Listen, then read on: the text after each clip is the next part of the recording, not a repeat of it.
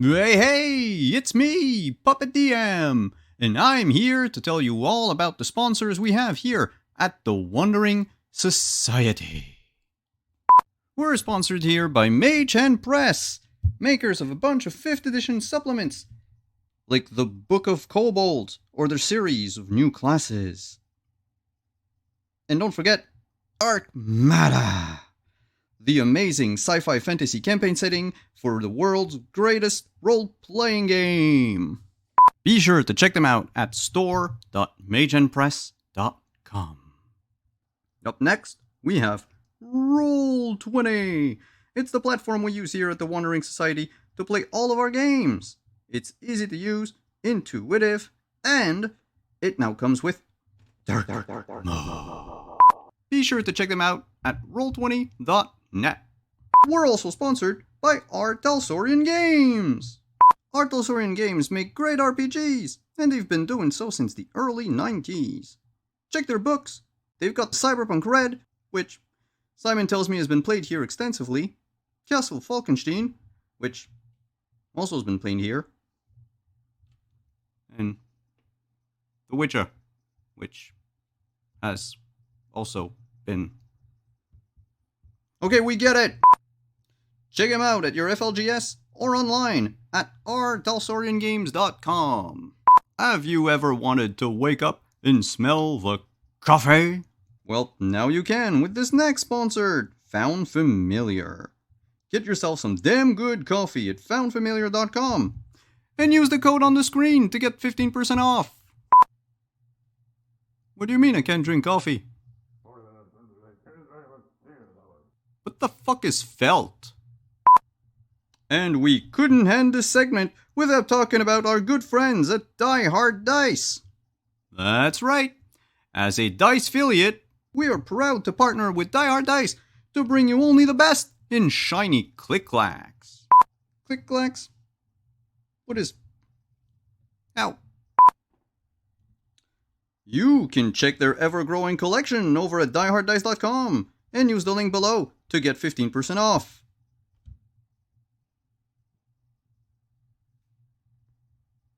You're putting this all on me? I better get a cut.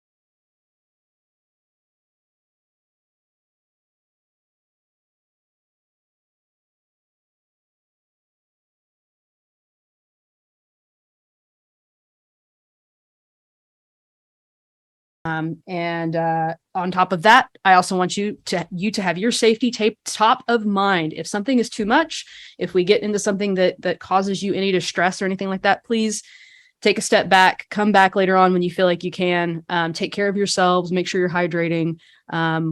We love you and we hope to scare the pants off of you in a safe way.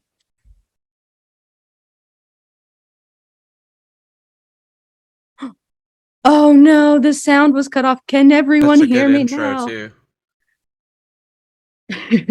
All right, so let me start from the top. Hey everyone, before I let these lovely players introduce themselves, I'm going to go over some quick things very quickly here. So we are running an augmented version of Quietus. Quietus is a game by Sinister Beard Games. You can check them out at sinisterbeardgames.com.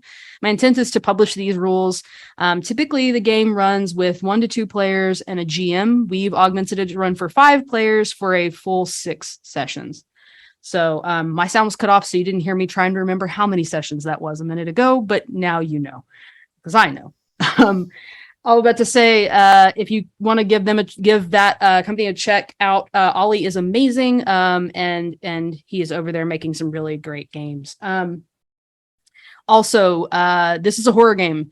We are using lines and veils. We are using safety tools. Safety tools are free, so check them out. As I said in another Quietus game I ran recently that I went back and listened to, they say nothing in life is free except for safety tools. Those are free. That's what they say. That's what I heard. All of that to say, we are using lines and veils. We are using our safety tools. If it gets too much for us, we will cut it. We will take care of it. But I also want to make sure you're taking care of you. So if you're out there and you're watching and it becomes too much, please step away. I'll try to give warnings if I'm about to describe something that might be a little bit triggering for folks. But take care of you, hydrate. We love you, and we're ready to play this game. So I'm going to go around and let everyone introduce themselves. We're going to start with our special guest, Doc Rimbo. Doc, gonna throw me in the water first. I'm gonna throw you first. So tell me, tell me your name, tell me your character's name, give me pronouns, and why don't you just tell me a little bit? Well, you know what? We'll get to that at the end. We'll get to the stuff about us at the end. Yeah, thank you. I'm Doc. I'm Justin, Doc Rimbo on Twitch and Twitter. I use he, she, or they pronouns. And today, the character that I have brought to town to meet the rest of the group is named Will Masters and may or may not be based on a boss I once had. Oh, what's happening? Sorry, my thing. I got to figure out. My mouse is acting strange. So okay. Use trackpad. But I just wanted to say, my lovely friend Doc Rimbo here is here in place of our lovely friend Val. She is doing things that involve doing some things. So I don't want to put her business out there on a stream, but she's doing her thing. She's doing Val shit. She's doing Val shit, and she couldn't be here. So we wanted to make sure that we had someone who's a lot of fun to come in and. But you wound up with me. Hey. I don't know if that means that I'm not fun because I think you're fun, or no, it means that was aimed at myself. Oh, okay. Yeah. Okay, cool. All right, well, let's go ahead and go around. I'm going to go ahead and go next in line on my camera and say Leland. Hi, everyone. I am Leland, aka Leopold the Just. Today I will be playing bad with names, even my own. I will be playing James McMiller, and he is a failed YouTuber that is currently shaking in his Tivas, and he is going to is going to go and tell the rest of the group what the note says, and hopefully they'll get the hell out of there, because that's pretty much what he wants to do now. Yeah, that's going to be difficult at this juncture, but we'll see what happens. Ariana. Hello, my name is Ariana Abraham. She, her pronouns. I will be playing Vanna Blair. She, her pronouns as well. I am the death doctor, as my friends so lovingly call me, or the thanatologist major. Yeah. Yeah. Yeah, I love that major. That is the most amazing major. I think if I had seen that as a major, I might have done that in school. Oh, and I forgot. James uses he him pronouns, and so do I. Sorry, forgot about that. Thank you. Appreciate it. All right, Yusai. Hello, I'm Yutsai. I'll be playing Kevin Yang, both he, him. And Kevin Yang is one of probably the oldest student here, having gone through a steady career as a general mechanic at a meatpacking plant to support a family. His children have already grown, have lives of their own, and he's not sure how he feels about that. And now he's around all these young people, and he's quite sure how he feels about that. So. Yeah, I always appreciate the older students in my classes. I think, they were the best study partners. And I think someone last time said they're the best like project partners as well, because they literally will do the work. Great. So our last but certainly not least, Hannah. Hi, I am Hannah, she, her, and in this game I'm playing Sam Shepard, also she, her. She is a recovering alcoholic who has returned to school to get her degree to be a teacher. Young students, and she's a therapy hiker. She uses it to de-stress, until somebody up and disappeared on one of the paths. That's not great de-stress, but here we are trying to look for her. Hope springs eternal, right? Yeah, I hope we find her. I don't even know if we're gonna find her. I'm Marlo. I'm your storyteller tonight. I think that's the term that they use in this book, in this game.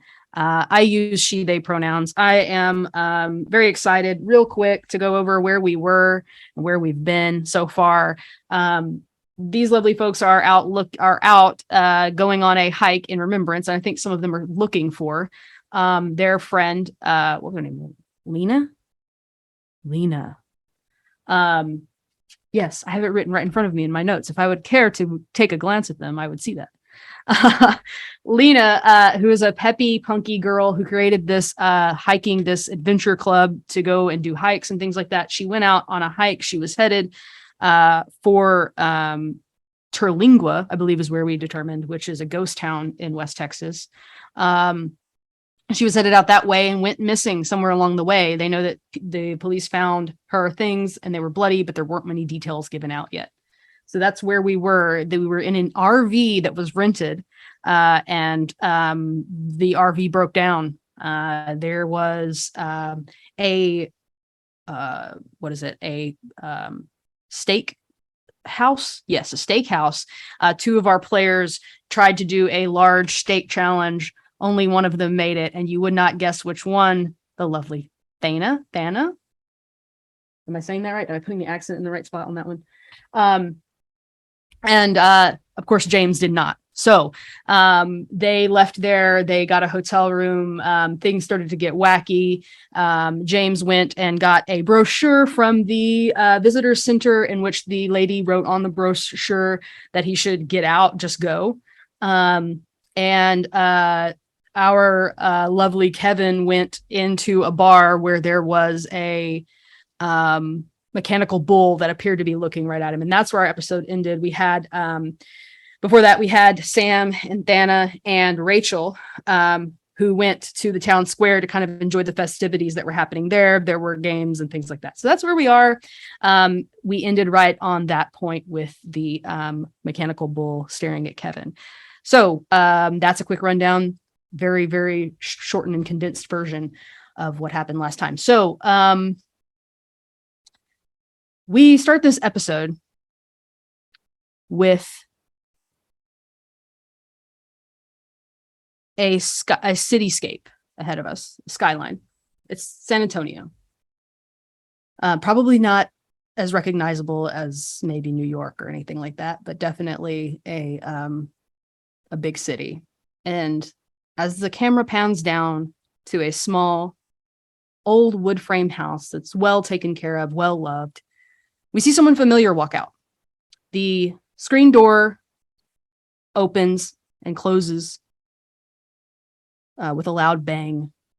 And our lovely mechanic Mike walks out. Lucky, of course, at his side. The dog that seemed pretty angry at you all during the last episode. He goes and opens his truck door. Lucky hops in and he slides in next to him. And just as he's about to turn the key in the ignition, we hear a voice. Mikey, oh, sweet Mikey, you forgot your part, honey. An old woman with gray hair pulled back tightly in a bun, wearing a house dress, steps out onto the front porch and slowly steps down the steps, holding onto the side rail, taking the steps one at a time, holding a box. This is the fuel pump. This is the part he went to go and get. And he didn't leave it at Grandma's house when he went to go, Mama's house when he went to go visit. Mama saw it and reminded him of it. So she walks up to the car and hands it to him through the driver's side window. Now, sweet Mikey, you'd be forgetting your head if it wasn't attached to your shoulders, would you? Wouldn't you? Yeah, I reckon I would, Mama. Thank you. Yeah, sure would be a shame if those poor people got stuck in your town, wouldn't it? That's right, Mama. Sure would. Honey, I don't know why you still live out there. That place is terrible. Yeah, Mama, it really is. You know, Mikey, you can't make up for the sins of your pappy. And he starts the engine up and looks at her somberly. I sure as hell can try. So that's our little intro. Last episode, our hope score won out. So Mike has part in hand. That's one step closer to escape for all of you. So as we come back in to where we were this dark night, we're greeted with the red eyes of a mechanical bull staring Kevin down. There's a sort of loud beat as the music picks back up and people start lining up and start heading towards the bar. A waitress who is maybe early 50s, little heavy set, lots of freckles, red hair she's got some graying strands in it, walks up to Kevin. Well, you gonna ride that bull or what? Ah, shit, folk. Why would I ride that damn thing? For the glory? It's a tradition. Oh, tradition, huh? Mm-hmm. I don't suppose you guys got a neck brace out here in case I break my neck on that thing. She kind of lets out this sort of like tinkling little laugh and shakes her head. I find that it's the older folks who tend to do better on it. Something about patience, or maybe it's learned experience. But if you want to ride, you got to take a shot.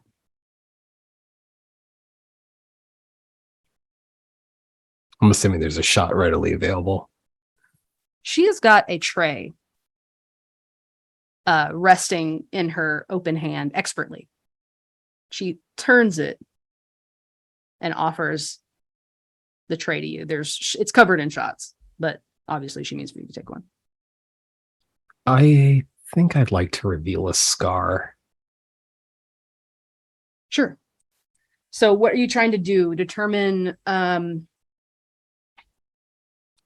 so the use of the scar will add to a roll in most scenarios. So are you trying to determine what her motive is here, or are you trying to determine what is in the glass? What are you thinking? Oh, well, I wanted to ride the bull and do it. Yeah. If you want to go forward with that, yeah, you'll have to take the shot and then walk over there and get in line. You're early, so nobody else has gotten on it yet. I take a shot.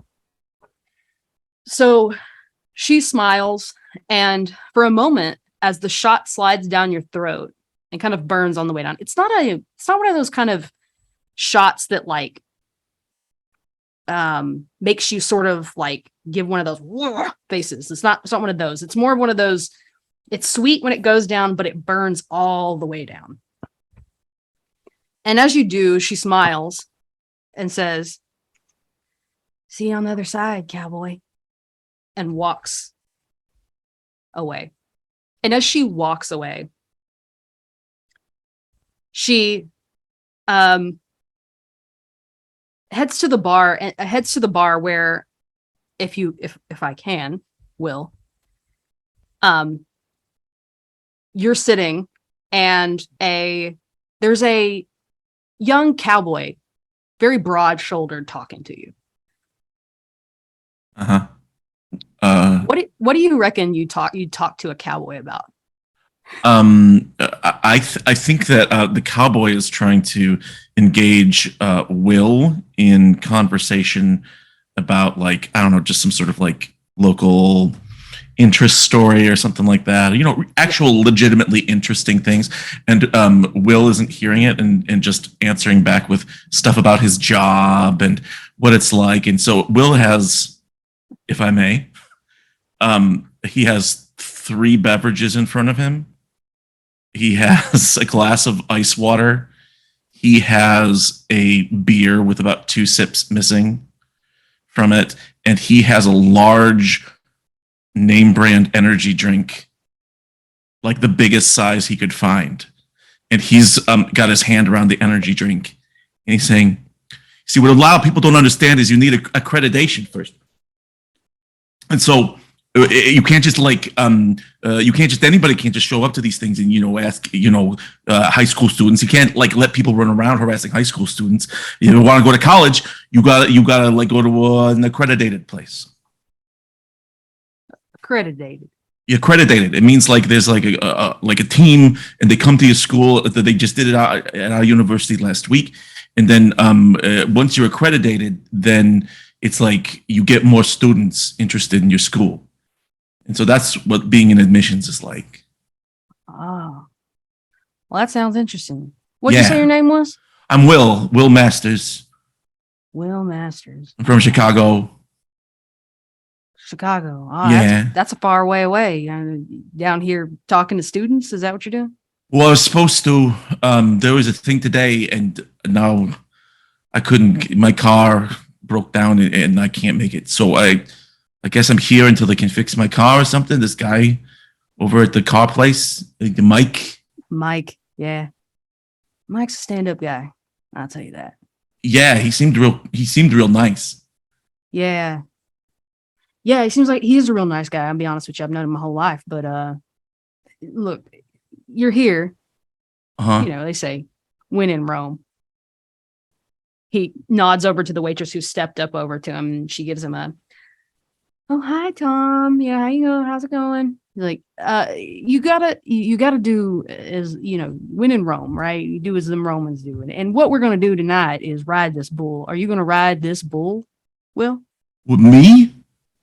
Yeah. I mean, I never did that before. Of course. Okay. There's a first time for everything, you know, where there's a will. And he looks you up and down. There's a way.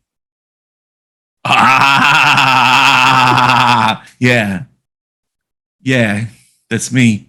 What do I have? What is there, like a sign up form or something? And all you got to do, and he grabs 2 shots. He hands one to Will. Is take a shot. He looks at it and says, "Do you know what nutritional value of this is?"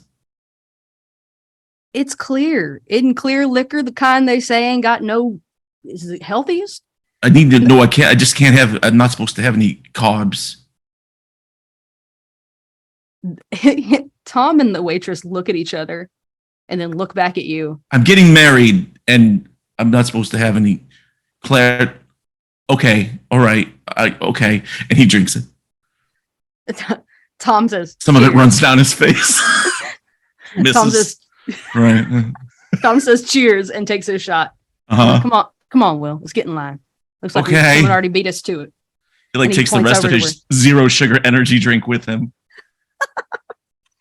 As you're walking up, Tom, he reaches down with like the sleeve of his shirt. He's got a real nice like Wrangler shirt like on, and he reaches down and pulls the sleeve up just a little bit and like rubs his belt buckle and it to shine it up a little bit. He is a champion rider, champion rodeo bull rider. He's got credentials. And he steps up in line behind Kevin as the guy who's running it, a scraggly looking guy with long hair and just like this guy looks like he could have come out of the hills have eyes sort of thing. Like this guy he's a lot. He turns and looks at Kevin and he kind of gives this sort of like croaky, like, you ready? Fuck you think I'm standing around here for? That's the attitude I like. And he motions, he hits a button and the bull kind of turns so it's like facing the crowd. Go ahead and hop right on and make sure you get a good grip and then put that arm up. As soon as that arm comes up, 8 seconds start. So I walk up to the bowl. I've never done this in real life. So what it's just like a mechanical device that looks like a bowl. Yeah. So yeah, it's basically like it's got a base on it and then it's got mechanism. It goes up. There's like a pole thing on the inside that, and it's got mechanisms that makes it buck all around. Right. And there's usually like a rope around it. You put your hand underneath that rope and hold like underhanded, and then you'll put your arm up. And once your arm goes up, they start the bull and you got 8 seconds to go. Okay. I forget, like, I'm from Texas. This is not a like experience everyone's had before. Yeah, it's almost like in a wrestling ring too. So if you land, Yeah. like it's like, but a softer wrestling ring. So if you land, like you're like on a cushion. It's padded. or whatever. Yeah. I make my way over. The alcohol perhaps hitting me a little bit, but her strong, healthy liver. At least that's what I tell my doctor.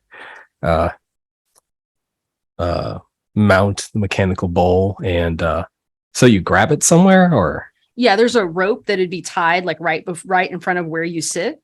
And you just stick your hand right underneath that rope and hold on, and then put that arm up. Gotcha. All right, get a good feel for it, like kind of squeeze the fingers and see if I can get a good grip. And after a moment, raise the arm up. As soon as you raise that arm up, the bull moves with explosive speed. But right as your arm goes up, it suddenly feels like the bull took a breath. Your vision blurs a little bit, and you could swear it looked for just a second like a real bull. And this sort of like pressure in the back of your head starts, making it a little bit harder to hold on. So this is a pretty difficult feat. Let me pull up my little rolls because I think this is going to be. You know what? I took a picture of it. Grab it from over here. Sorry, y'all. Little delay. Yeah, so this is going to be. I'm going to call this one a desperate roll because this is really difficult to stay on 8 seconds. So what do I have to roll for a desperate roll? So if in this moment you'd like to introduce a scar, so it's a D6. You start out with just one. You can add if you get an assist, you can add one. If you use a scar, you can add one. You can only, and then you can also get one from. Let me find the exact thing here so I can tell you straight.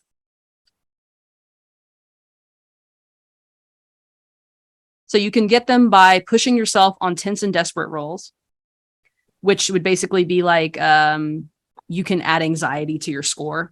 And then if you get to a certain level with anxiety, then you're panicking, right? So All then right. you can accept help, which in this moment doesn't really seem like there would be anybody to help. James doesn't burst through the doors to give me assistance.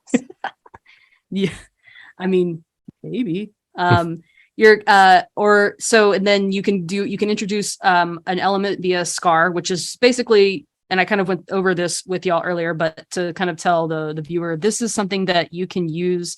It's a narrative sort of thing. So you tell a sad, quick story from your past, something that helps build out your character, but builds that sort of sad mood.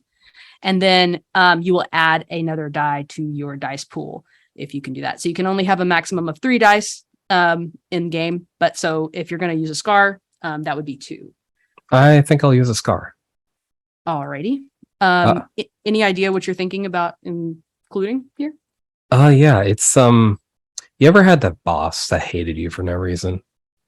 Yeah, absolutely. Yeah. I think Kevin feeling a little off. He's already stressed out because stranded. He's technically responsible for a lot of the stuff is under his name. Mhm. All the other students are just doing whatever they want. And while he says he's not their babysitter, he does feel like a measure of like, I'm the oldest one here. I gotta like take some form of responsibility, whether that's true or not. Right. He remembers a time when he was working at the meatpacking plant and been blue collar worker all his life, didn't have much hopes for moving up the ranks, but once they did consider him for a management position, which would be better hours, better money, easier work. Mhm. And his boss just absolutely fucked him over, just completely. Mhm. And after work that day, Kevin jumped him in the parking lot. And there's like this, if you like kind of lay over the image of him gripping this rope with him like gripping his boss's like neck there with that quiet rage. Yeah. So you usually, what you'll have to do is either introduce like a character or an item when you do that. So what if, when he did that, he, hurt his hand and he wears a like brace on his hand now, and that's giving him more strength to grip. So what if that's the element that we bring in? Because it either needs to be an item or a person. Gotcha. Right? Gotcha. Yeah, I think that could work. So yeah, so go ahead and roll 2d6 for me, and we'll see if we can we need a 6 for a total success. 4 or 5 will get us a mixed. All right, here we go. Well, I rolled a 1 and a 2, so. Oof. Okay, so you don't achieve what you set out to do. You suffer a severe consequence. It's like a list of things. Gain despair, and then I get 2 points of dread. So let me add my dread. I now have 3 points of dread, just FYI. Simon, if you could raise that despair track by 1 for us, I would appreciate that. Our lovely producer, Simon. Everyone give a round of applause for Simon. And then you'll suffer a consequence as well. So I think when this goes off, you're able to grip for a few seconds, but there's one big sort of lurch of this thing. And in your mind, you know that you're sitting on a mechanical bull. But in that moment, it might as well have been a real bull you're riding on, because the way it bucked, the way it came up on its hind legs and tried to make you fall off, and the way that it felt like you could feel it like grunting and breathing and almost even hear it. And that vice grip on the back of your head just squeezes. And then you fall. And you hit the mat. And as you try to like catch yourself, your elbow lands before you do. And pain shoots up your arm. It feels like it might have dislocated. Even though the mat was soft. Immediately cursing. So a couple of the barbacks walk over and like help you up and are like checking on your arm and like walking you over to the side, and they're like trying to verify, like, can you move your arm, like, you know, whatever. Tom walks over, I think, because that's a good, I've named him, he's an NPC with a name. He walks over and looks at your arm, looks up at you and says, looks up at you and then looks at the barbacks and says, get this man another shot. Regular stuff. tequila or something. And one sort of very skinny person comes back and hands and a shot of tequila with a lime like wedged on top of it with a little bit of salt around the rim and hands it to you. He said, "You're gonna want to take that." I know what's coming. Look him in the eyes as I grab it. Just fucking do it. He takes your arm and he stretches it out and pushes up on the elbow with this pressure until you hear a pop as it pops right back into place. Ouch. Then he goes back to his spot in line. He gives you a pat on the shoulder before he leaves and says, "Sorry about that. It's always difficult the first time, Kevin." And then he walks away. Did I tell him my name? No, you didn't. Am I drunk enough to know that? You're on 2 shots, so I don't know. Is Kevin a heavy drinker? It's probably his go-to. Yeah, so then I'd say he... One Do of it? those shots made him see a bull, though, so I'm not really too sure about. One of the non-regular shots. Yeah. I mean, I'll leave that up to you. You think he... Yeah, I think Kevin would. A few minutes later, he would like realize. Wait a minute. Tom goes on. He gives Will a wink before he jumps. He throws a leg over, and I can't tell you, man. Tom is like, he's the type of person. He looks like an upside down triangle, man. He's got the broad shoulders. He's got the little skinny waist. He's got them Wranglers on, making that ass look fine. Tight t-shirt. Do what? Tight t-shirt. Oh yeah. It's a white t-shirt too, so you can kind of see the like chest hair a little bit. Like you can tell he's got some chest hair down there. He puts his hand under that rope. He looks at the guy, and he throws that big python arm up. And that bull, he turns that bull all the way up. And I tell you, Tom is holding on. His thighs are gripping that thing so hard he might bust out of them Wranglers, but he doesn't. And then the 8 seconds are up. And he slides off. And he tips his hat to some women who are standing at the edge of the ring. And these women, I mean, it could be like they are reacting to Gaston or something. Like they are just like, Tomcat. And he looks at Will and like does a finger gun at him. Your turn, buddy. Oh, okay. Will walks in and isn't wearing a hat, but also like does like a hat tip. And he's feeling very lightheaded because he hasn't eaten anything all day and he just had one of these shots. And so he sort of like is wiping his palms on his pant legs, trying to get them to stop sweating before he sort of approaches this thing, and he looks visibly nervous. The waitress walks into the ring and looks at him and says, "Look, you got this, honey. You're gonna do fine." I can't get hurt or anything. If I come home with like whatever happened to that guy with his elbow or something like that, I could get in a lot of trouble. So I just don't want to get hurt. Like it's okay if I fall off. That's fine. I'll tell Lenny. He's the one running the bull. You'll be fine. Because the guy before me, like the guy with the tight t-shirt and the nipples, he was really good, and I'm not that good. So. Well, that's Tom, and Tom is Tom, He did this. Yeah, he does that. Look, you'll be fine. She pats him on the back and then walks over to Lenny and has a conversation. You can't hear over the sound of the music. I look over and watch this conversation and give Lenny a thumbs up. Lenny's like got this stupid grin on his face. Like, and when you look at him, he's missing like he's missing a bunch of teeth. Uh-huh.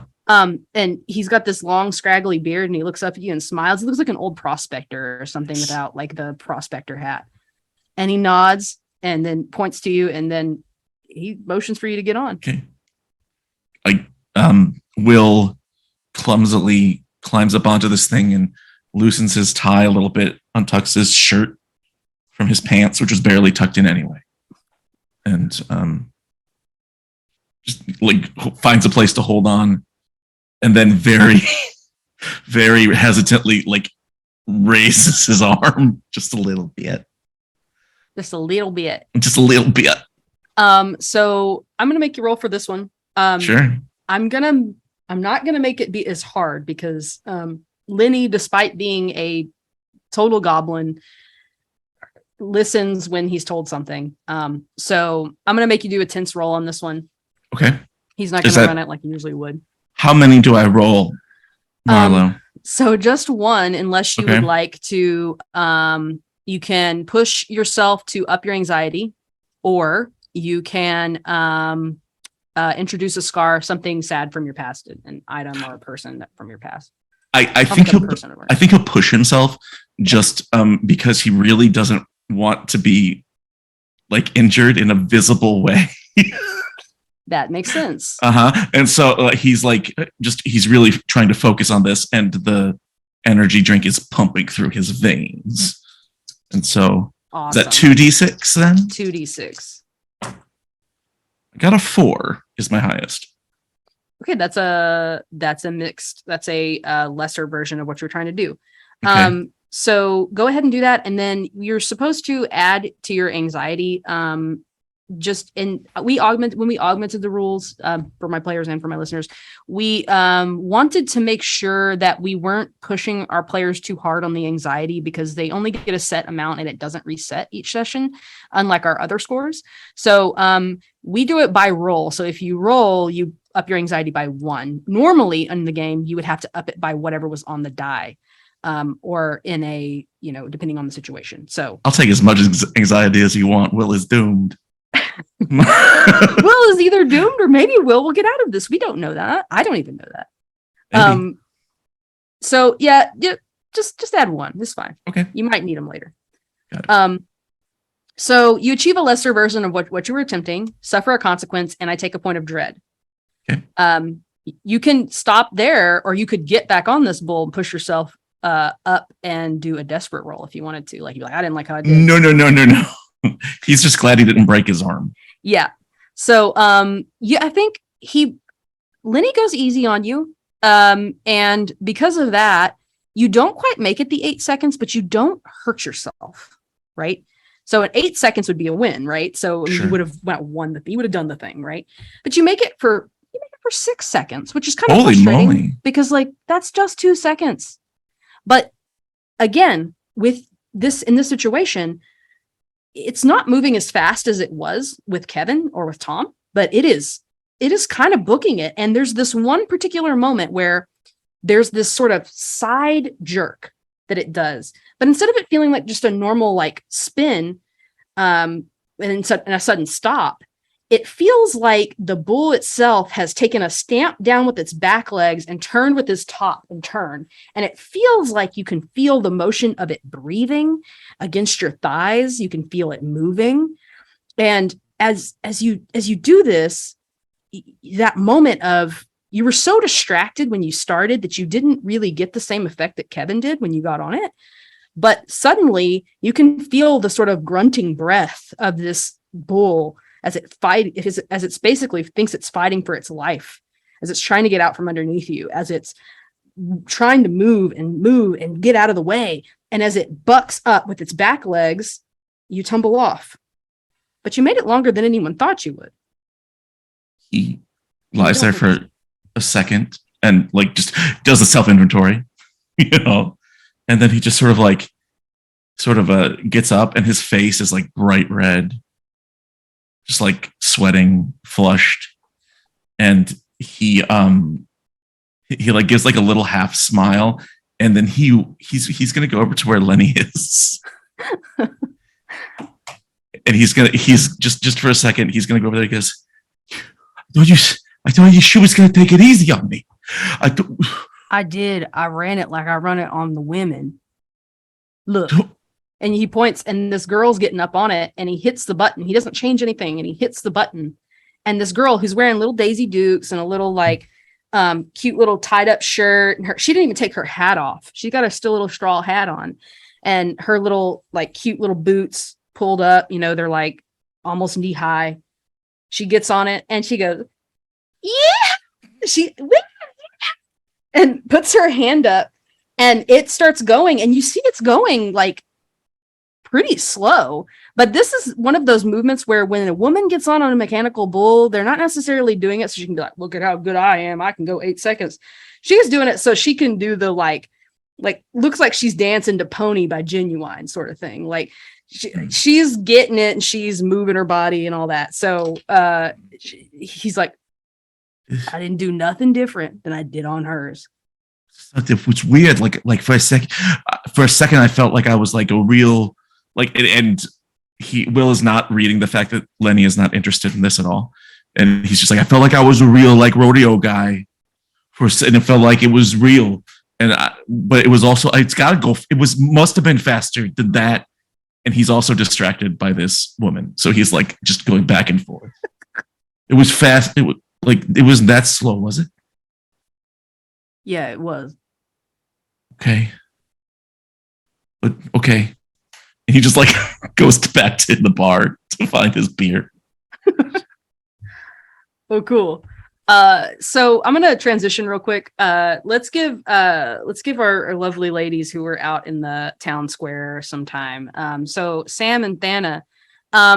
Rachel just stepped out because she saw their friend Chad, who was gonna give them weed. And so Rachel has gone that direction to go follow them to the carnival and get that. So she just walked off, said her goodbyes. You know, she didn't just walk off without saying anything. She said goodbye and she walked over there. She's like, I'll be back, you know, whatever. And then, so what's going on in the town square still? So a lot of the food trucks are starting to pack up. It's getting on like, I would say like 9 o'clock, you know, so things are winding down. It's not really worth it for them to continue to stay open at this point. People are still like sitting on blankets and towels and drinking and laughing. And some people are playing the little yard games that they've got out there. I got to say it because, you know, we said it last time. Cornhole. They're playing cornhole and horseshoes and all of those things. So what do you think are you walking around? Are you playing games? What do you think you're doing? Little column A, little column B. We're just kind of seeing what there is to see that doesn't involve the bar. Yeah. So I think you do see James, who has come out of the town hall and is like inspecting something over that direction. So you can see him from where you're standing. And also there is a gazebo and there is a little band playing some country music out of there. And there is a group of kids that look about your adults that look about your age, young adults. They are sitting around in a circle around a small little fire pit sort of thing. And one of them has a guitar and is playing some music. And another one has a little tambourine and she's hitting that tambourine. So like it's like kind of two alternating sounds, but this little group is far enough away that it's not really interfering with what that bigger band is playing. Yeah. So you have options. You could go talk to those folks. You could go talk to your companion and see what happened. What you thinking? I imagine you've been here for a minute. Like I imagine you've like kind of walked around and maybe bought some food and maybe like tried some kolaches and you've not drank beer. I don't know.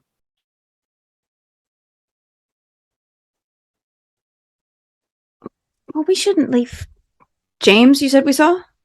Yeah. Okay, we shouldn't leave James all by his lonesome. We should, see what he's up to. Maybe if he wants to join us, checking out what's left of the nightlife. Fine. Go get James. Okay. Do I notice them as well at this point, or? Yeah, I think you've already looked at that brochure, and seen the Yeah. message that was left for you. Mhm. And the brochure itself is for, it's Bull's Head Trails, and it's an amalgamation of trails that kind of looks almost like a bull. And you're beginning to wonder, like, why do these people keep with this bull theme? Like, this is a theme because you've seen the outside of the bar with that bull statue out there. So you're like, peaches, bulls, like, what is up with these folks? But as you've seen that message on it, there is not something else that she's kind of circled. And it's one of what, if this is the sort of, if it's supposed to look like a bull's head, this is if you're looking at it, the top left horn that's been circled, the tip of it. Yeah. So I imagine that's what you're doing when she walks up. Like, maybe you don't see her immediately, but that's what you're kind of inspecting. Okay, so yeah, we'll say maybe I'm like looking into my camera, taking a picture of it at this point. And I sort of let the camera hang loose and then look up from the image and see Sam approaching. And it's dark out, right? Or close to dark, you said?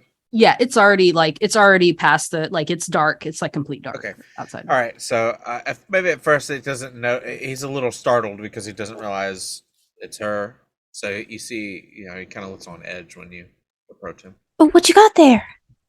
Oh, and you see he's kind of looking around like he's a little bit paranoid, possibly, and he approaches you. Opens the brochure up, which is a trail map. Yeah, so I had an interesting conversation with the travel center employee, and she left a note on here, kind of a tip, so to speak. I don't know what it's saying. Maybe we should get the hell out of here, actually.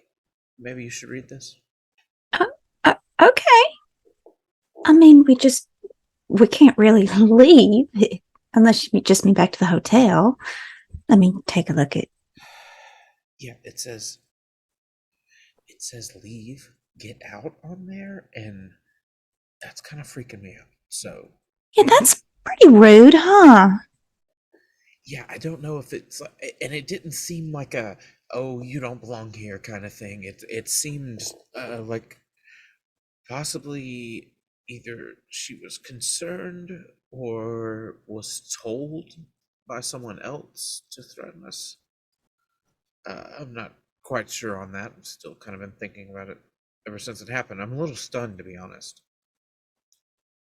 Who gave you this? Like I said, the lady that works at the travel center, Uh-huh. the visitor center. That's it. I'm gonna go to the visitor center. Yeah, I'm gonna go with you. And I'm gonna wave at Thana. Come on, Thana. We have somebody to talk to. Yeah, I will follow as soon as they start walking away. And then when Thana approaches, I'm gonna show Thana the piece of paper as well and the message. Oh, Just wow. try and be discreet about it. We need to not. I don't know. Like I feel like maybe the woman at the visitor center was being watched, which could mean that we're being watched as well somehow. So Okay. And right as you say that, we could be being watched as well. You hear a door slam behind you, but it slams pretty hard. And as you turn to look at where this slam came from, there's an old old style church with a big steeple, big white steeple on it. And it looks like the lights are all out, but that's the only place that slam could have come from. You see what I'm saying? Like, this place is fucking crazy. Any bull imagery on the church? Nope. It has a cross out front. And it's the I don't think I ever named it. It's named St. Thomas. It's a Catholic church. Okay. Let's go look. And no peach imagery as well, right? Mm-mm. Okay. Cool. Think it's worth getting a peek in the windows? Nope. Well, I mean, it's just an old church. It's probably just old architecture and the wind, you know? Mm. We could take a look while we're here, right? Got night vision on this thing. I mean, if you don't want to take a look at it, we don't have to. God, we'll go. Let's go. To the Yeah, church. let's go. Yeah, to the church. Just for a little stop off. Yep. Keep it risky. Yep. I'll keep watch. How about that? I'll keep watch out here. So Just- there's the front of it kind of, it's got this sort of like stoop sort of thing that leads up to the front doors, and they're the big wooden double doors that are like engraved with all this sort of like religious iconography. It's very Catholic. I mean, at least at first glance.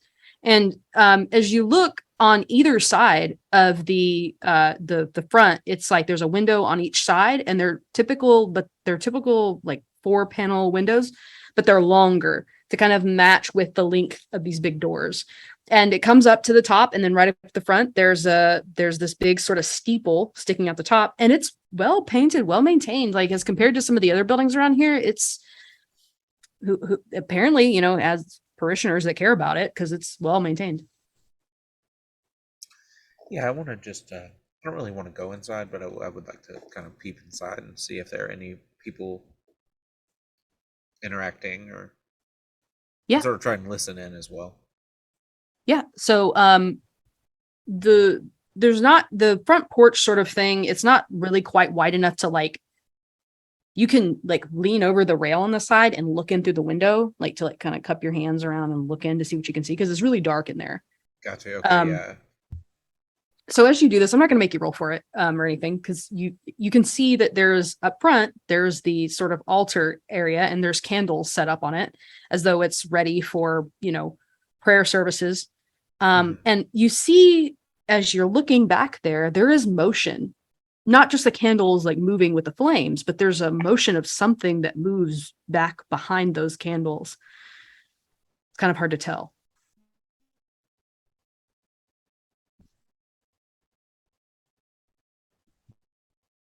You're Damn, muted. Get it. Oh, I'm muted. I There it am goes. muted. No, we can hear you now. We can hear you now. I don't know if it wasn't picking you up for a second. Oh, I thought I was muted. Sorry. But no, I was gonna say I could zoom in with my camera if possible and try and stabilize myself on the banister to Yeah. get focus.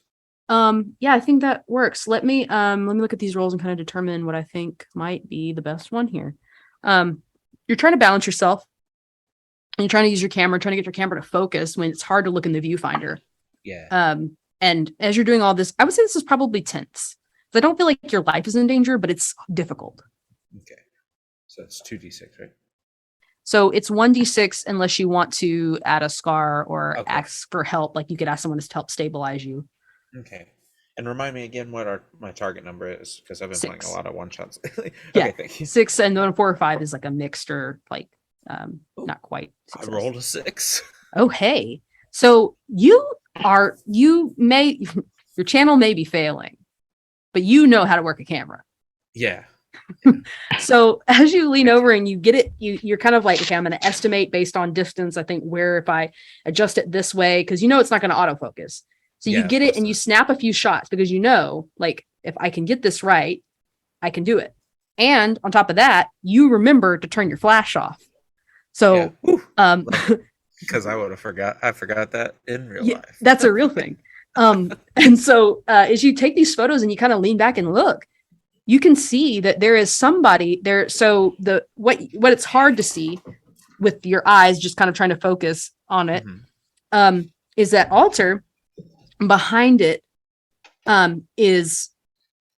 there's a large like Jesus on a cross statue up there, right? This is full on Catholic like regalia right here. It's very ornate from what you can see through this dark picture. But there is somebody that is standing like this, just hunched up, and like you catch the shine of the eyes. It sort of does that sort of like laser thing, you're charging your lasers as you looking like this and doing this. And it appears that it might be a man. Could be. Okay. Sorry, I dropped my dice. I was fully listening to everything you were saying. You're good. If it looked like I wasn't, I'm sorry. No, you're good. Pick dice up. Okay. Yeah, I'm gonna snap some pics and ding dong ditch. Yeah. I'm not minus the ding dong. So yeah, it's basically there's a guy standing back there in that photo, and that's really kind of what you got. Yeah, I'm gonna go show the others. Kind of, I imagine they're like off the porch. And I'm just gonna go show the others and like, I mean, this is weird, right? I mean, it's a church. It could be anybody. Yeah. Okay. All right. Well, let's. Whatever. I think we should definitely move on and see what's. You wanted to go talk to the lady at the visitor center. I mean, I think we should be careful with our words, though. Okay. Yeah, I just want to see what's going on. This is just a weird note. I've got an idea. How about I don't go in? Okay. And how are you with telling just little fibs? Are you okay with them? I've been known to tell little white lies. What about you, Thana? I mean, on a good day, yeah. Let's pretend like you haven't seen me since we left the hotel, and you don't know anything about the note, and see what sort of information you can gather that way. Okay. And I will go look for Kevin. And what was Val's character's name? Rachel. And I'm sure Rachel's fine. She's probably off smoking down with her buds or whatever. But I will go find Kevin. Do we know where Kevin went? Yeah, didn't he say he was going to go to the bar? I think Okay, he announced that. Okay, cool. All right, well then that's where my character will head. All right. So, are y'all heading into the visitor center now? Mm-hmm. I'll just let you know. I don't think you should do that. Do what? Go talk to the woman. I just have a feeling that you don't want a lot of people knowing your face. Oh, you think it's dangerous? A little bit. If he's getting that type of note and he was just asking for help, I don't want them to easily recognize us, if anything. So I think we should keep a low profile, but if you do want to take this chance and get some answers, that's fine too. I'm just giving you my opinion on that part. Well, if you don't feel comfortable being seen by people, then I can't force you to do anything or go anywhere. But I do want to see if I can get something out of her, because that's scary. True. That's true. I'll keep watch, okay? Okay. I'll make sure no one else goes through the doors, so it'll be just you two. And if anything, knock, say a code word, and then... Well, what's our code word? What's going to be our code word that she can listen for?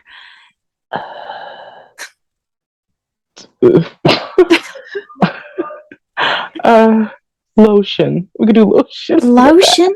Okay. Yeah. I mean, that's good. I don't think that's gonna come up in conversation with a stranger, like randomly. I don't know, Peach. Peach. Well, wait. Now hold on. Peach may come up too often.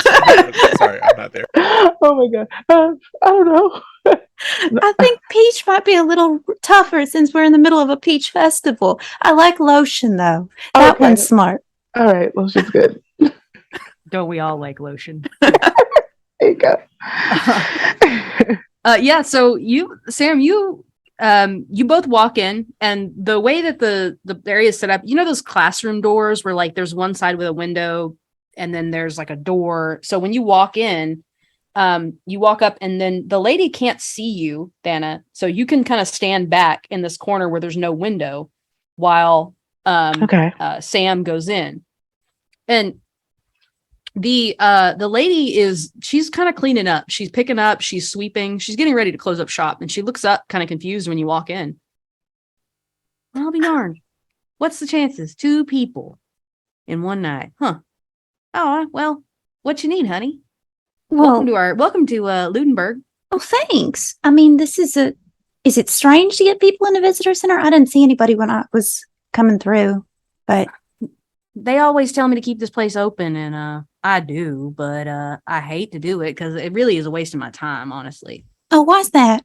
Nobody comes. I mean, really, even visitors, they don't come. They don't come to the visitor center?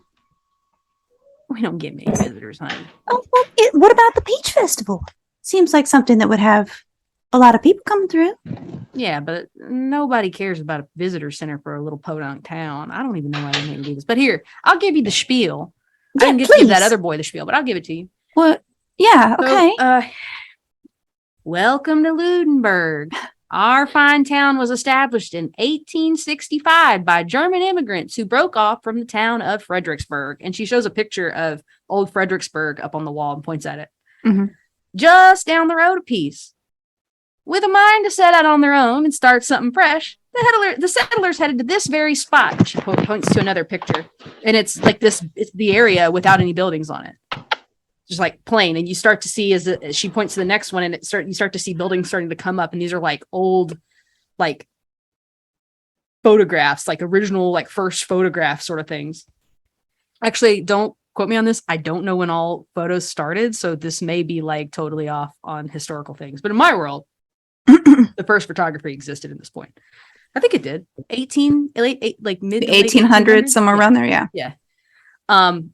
So, and she says, with a mind to set out on their own and start something fresh, the settlers headed to this very spot to be nearer to the Pedernales River.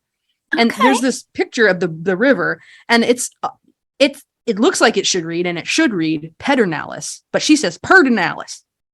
This is Texas. Even if we have words from other languages, we don't say them right for whatever reason. I don't know. Don't me. I say Pedernales. I don't know why people do that. It was a large swath of land that, although being a prime spot for farming, had been ignored as a possible settlement location by settlers and the native Comanche population. Imagine that.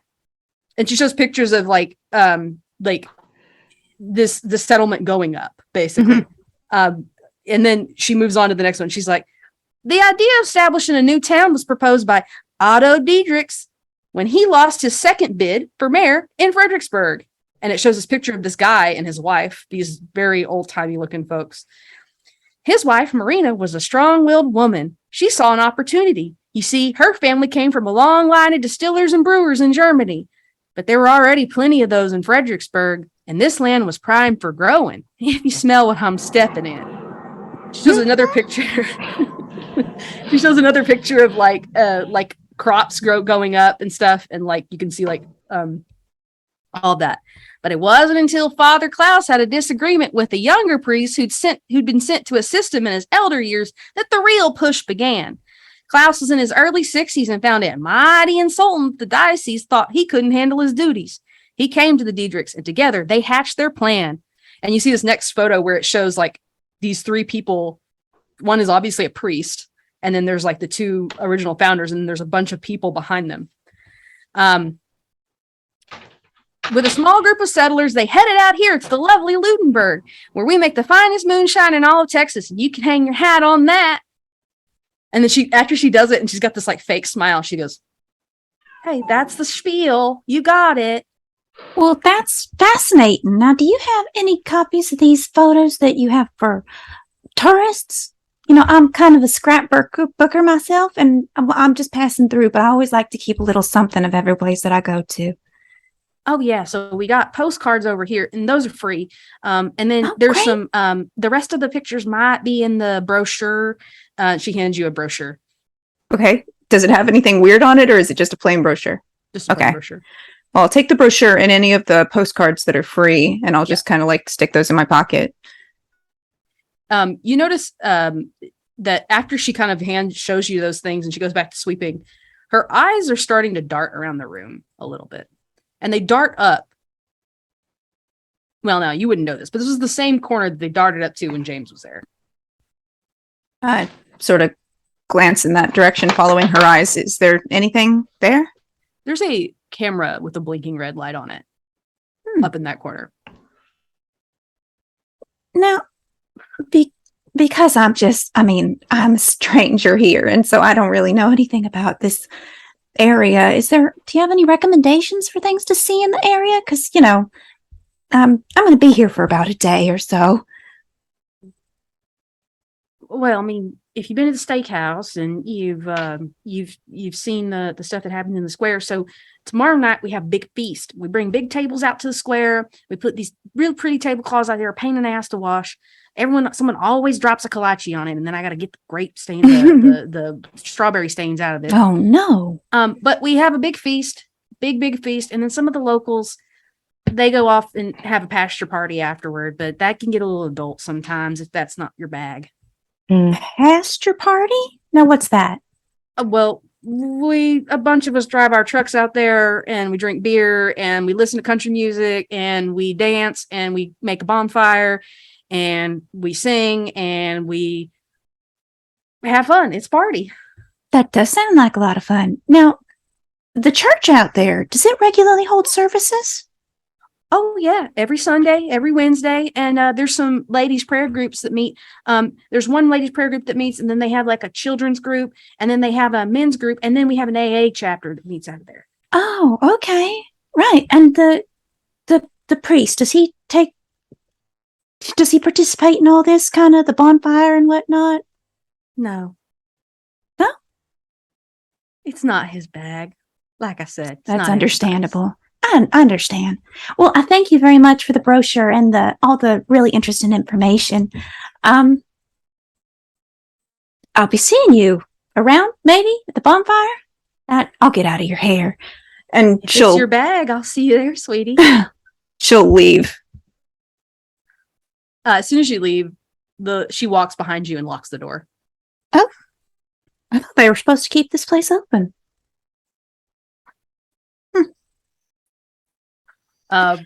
Great.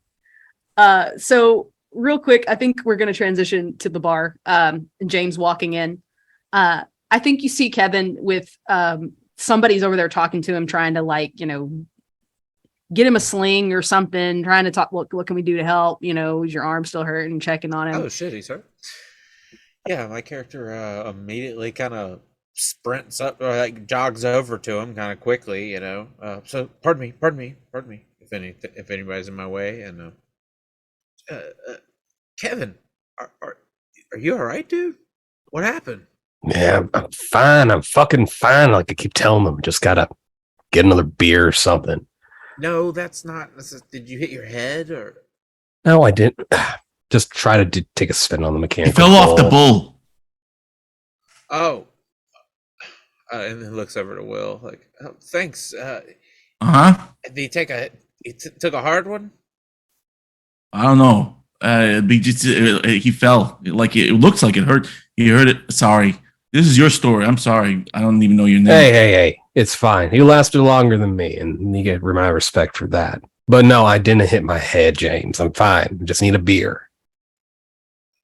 I imagine Will's accent is like out of place as hell compared to everyone else in this town. Yeah, there's nobody without like at least a Texas twang, a little bit. Would it be safe to say that my character realizes that and is like thinks Oh, it's yeah. weird. Okay. Will sticks out like a sore thumb, and with his Okay. suit, Hey, Huh? hey, bud. I wanted to ask you a couple of questions about my buddy Fall over here. Oh, I'm not a doctor. Oh no, yeah, yeah, me neither. Oh, Yeah, sorry. Proper introductions. Name's James McMiller. hi. I'm Will. I'm Will Masters. Yeah, you watch much YouTube? No, I don't. I don't watch a lot of TV. I usually most of my evenings exercise, cardio Yeah, stuff, gotcha. right to bed. Gotcha. Okay. Well, anyway, yeah. Do you watch a lot of YouTube? Oh, I make YouTube, but Okay. it's even better. I'll have to show you my videos sometime. So Marlo, a question. Is it possible to get kind of just the three of us? like get everyone else away. Like for- out of earshot of other people? Is there like a place that I could be like, hey, let's go have a drink over here? And There's an empty, like it's a standing, one of those standing tables. Yeah. And if like the bar is like when you walk in, the bar is to the right hand side, the bowl's more in the middle. There's Yeah. a dance floor farther out, and then there's another bar farther back. And then over, if you were to, when you come into the left side instead of going to the bar, there's a standing table there that is unoccupied, which is strange, and it's kind of off on the side away from the others. Okay. Yeah. Let's go have a drink over here. You want to join us, Will? We're from out of town too. Did you know I was from out of town? Well, I mean, did you move here? No, Recently? I'm from Chicago. So you live here though, or you? No, my car broke down. I was heading to Houston, and then Yeah. Our car broke down too. Oh, well, our RV, Mm-hmm. Winnebago we had. wow, Yeah, I have a Prius. yeah, that's even weirder, right? Because that's a newer car. Let's Yeah. go. Let's go sit over here and away from Okay. some of the others. Listen. All right, when we're over there, I'm gonna say, listen, you guys. There's some fucking weird shit happening in this town. Some of the others are noticing it, and I've noticed it. I got this note, and I'm gonna open up the trail map. I was at the visitor center asking what are some good trails to hike on because our friend was missing. By the way, Will, I'll tell you about that in a moment. Okay. My friend was missing, and I started asking them what are some good trails because we know Lena likes to hike, right? Well, this woman circles a thing and writes a note. Check it out. Leave. Get out. And she was like looking up at something. I don't know. Probably. I don't know what she was looking up at. I didn't get a glance. I just left. Where did you get this? At the visitor center. The lady who works the visitor center, who's supposed to welcome people into the Yeah, it's like it's opposites. Yeah, told me to get the fuck out. Might as well say that anyway. James, Have have you y'all been noticed drinking anything too? What are you on about? I don't know. I had that beer earlier while we were doing the steak challenge, but I don't even feel that anymore. I'm just fucking freaked, Kevin. Have y'all noticed anything weird? Seriously. Yes. I did a bull ride and I did real good, but then it was like I went and talked to the guy who did it, and he said he put it on a girl setting, which seems sexist because you shouldn't have like a girl setting and the boy setting. Yeah, that's pretty sexist, but look where we're at. But anyway. Oh, also, I felt like the bull was alive. Like it was. I think it was just because I was real excited.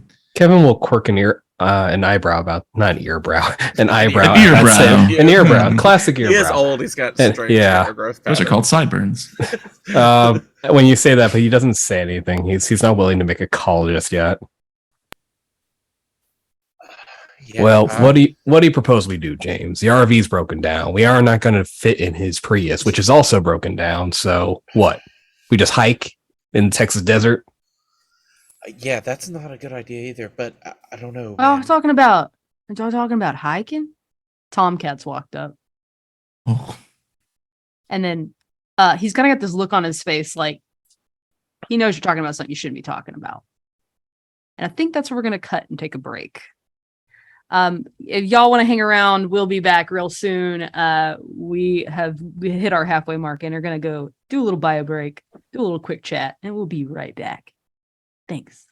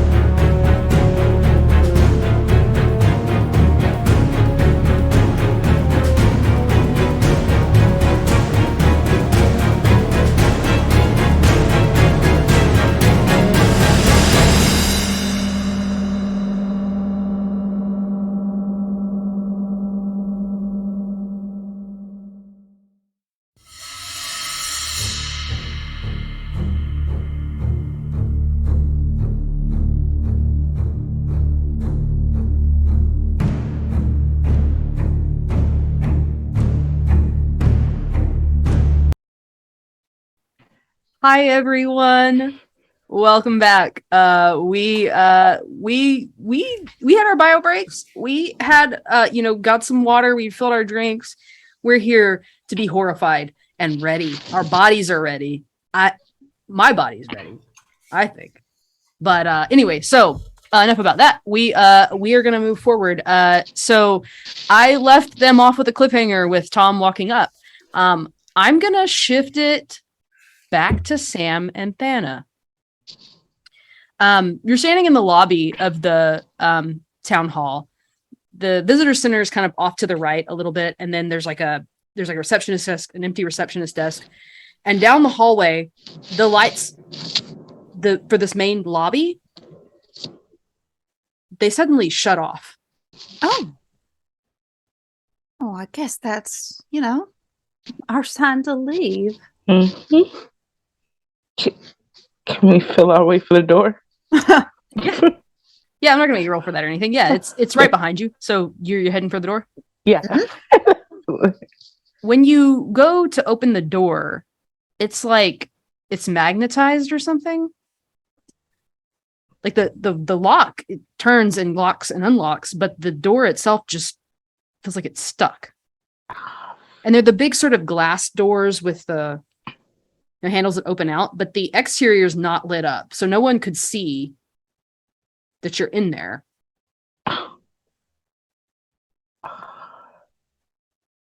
The fuck off by Texas. knock on the windows. Hopefully there's somebody outside. The music out there is just like Damn. kind of drowning out any second, because between the gazebo is kind of between you and the front of these doors and like the rest of the people that are still hanging out. People have started to kind of ebb off. Most of them are heading to the bar because the food trucks are pretty much out of there. I don't want to break a glass door or window. What other choice do we have? What else is around here? Oh, we have cell phones, right? Yes. There you go. Put out cell phone, put on flashlight. Yeah. When you turn your flashlight on, nothing seems out of the ordinary. I mean, it's just a darkened place, and there are like emergency lights, so there's a little bit of light like further down, a ways like near more offices and what might be like the mayor's office and all that stuff, city council like meeting area, and there's like a mural along the wall, that is like it seems to be some sort of settlers, like maybe it's some important people from the past. Hard to tell. But your options are, you can try to like get something to bust through that glass. You could head further down. And then the visitor center lady should theoretically still be there, even though she locked the door. I don't want to break a door. I don't want to break a door. But I don't want that lady to know we are still here. You think it's... Oh, you muted. Hannah, Sorry. I was just going to ask her for help. You don't think that would be a good idea? I don't know. What'd you get from her? Like, what was her... And she'll pull out the postcards and the brochure, show it to her. Just some old photos and a brochure for the area and stuff. She didn't seem that strange. I mean, she kept looking at one of the security cameras, but I think she just wanted me to leave. Oh, okay. Well, I guess we might as well go find her. She's our best bet. Right as you say that, you hear a strange click. It's coming from farther down the hallway. It's one single click. I break the door. No. Oh my god. Should we see if there's somebody down there?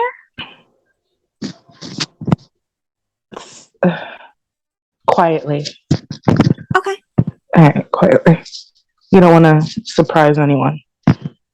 Okay. Okay. Y'all, Well, y'all are trying to move quietly. Who's Mhm. leading? Who's leading? oh, Sam. Oh, okay. Yes.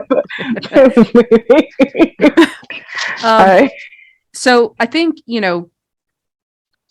order to stay quiet, I think we need to do a roll.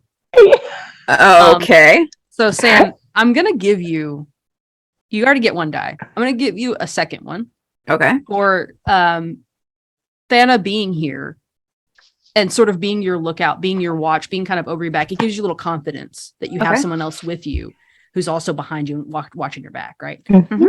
So that's 2 die, and you can introduce a scar if you want to, because your despair is up right now. A scar for being quiet. Yeah, if there's something you could think of that might help you in the situation, like maybe some sneakers that have a sad story about them. Maybe you got a sad story about your sneakers. Mhm. Well, they are some very comfortable sneakers that I bought specifically because I started doing more physical activity as, I was trying to keep my mind off of other things that would occupy my mind. So I have gone out of my way and sort of bought, really nice exercise clothes, really nice high quality sneakers. So I don't think that they would be, creaking and making Yeah. problems for me just yet. Yeah. I kind of imagine, I kind of think about this like that when you decide to make a lifestyle change, like the very first thing you kind of buy is that commitment. Maybe, maybe she had a really rough go of it before that point, and that's when she kind of decided, I got to change my life. I had She some really absolutely bad things did. happen, Mhm. and just kind of dragging herself into that, I don't know, shoe store, Mhm. buying that first pair of shoes is that first step out of the hole that she was in. I like that. So that's 3. That's 3 die. Okay, I gotta Yeah. find another D6 then.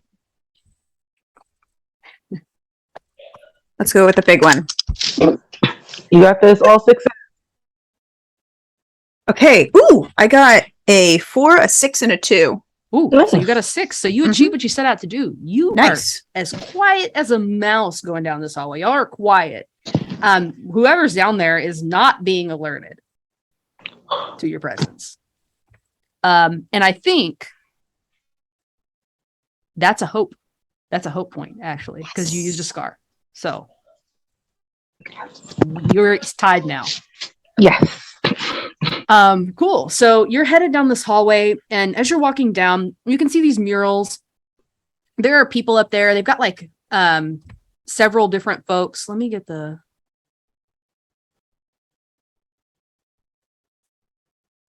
have some names here. Hold on.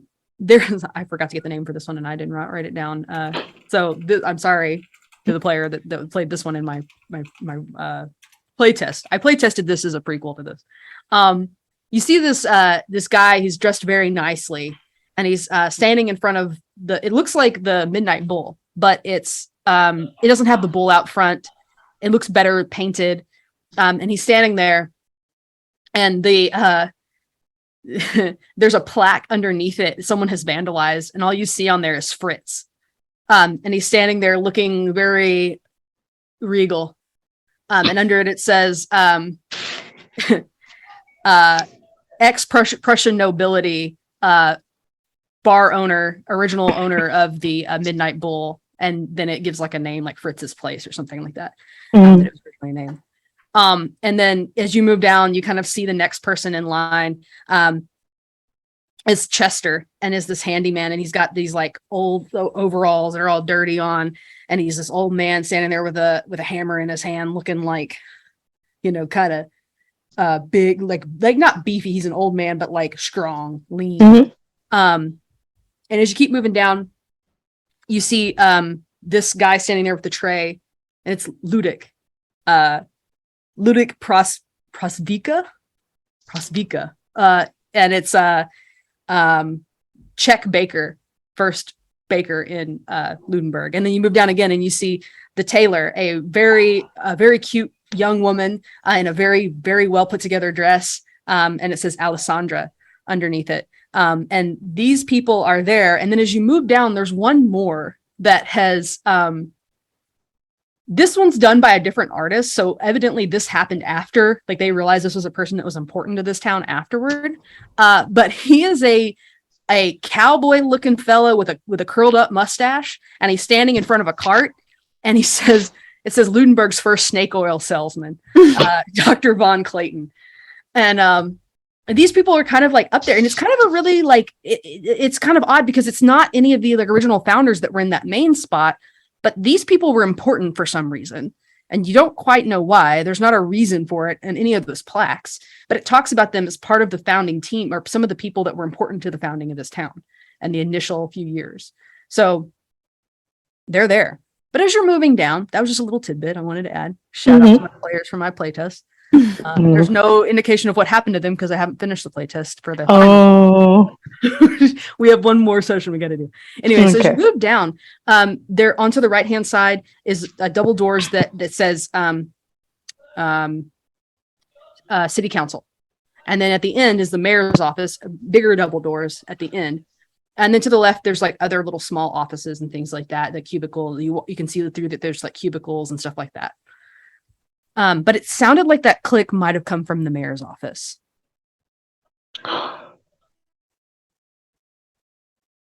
Well, if the mayor's still here, then he's sure to have a key to let us out. but he's out there and we're still stuck in here. So. Well, somebody rattled the door. Do you see anything? Do I see anything? The light is not on in that office. Flashlight. Phone, flashlight. I try the door. It opens. Yeah. We go in with our phone flashlights, I guess. So as the door opens, there's two chairs that would be like for, whomever is coming to visit. And then just to the left hand, so you're seeing backs of the chairs. And then in front of that is the mayor's desk. And then there's a nice like executive chair there. And then there's a big window back behind it. When you first walk in, it looks pretty normal. It looks like a normal office. There's bookshelves on the walls. There's a little cart with whiskey on it. Maybe a few little this is a small town mayor. He's drinking on the job. You know that. Mm-hmm. There's another door off to the right past the whiskey cart. And as you look, you're like, okay, that's kind of normal. This kind of looks like a normal office. But you realize like that chair is turned the wrong direction. Facing the window. It's not facing you.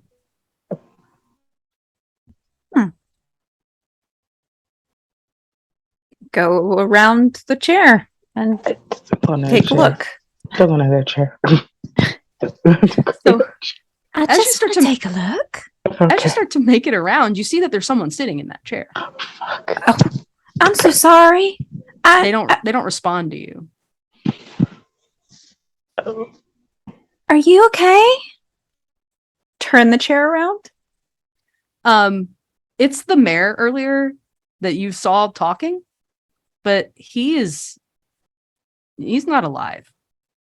What? Check his pulse. Yeah, no pulse. He is Oh. white, like deathly white. And you saw him just a few hours ago, but it seems like that he's been dead since. I mean, rigor mortis is already setting in. Vanna, you know something about rigor mortis. Yeah. Okay. If Oh you my saw him God. talking a few hours ago, it really is kind of strange Yeah. that rigor mortis is setting in. Setting in right now. Okay.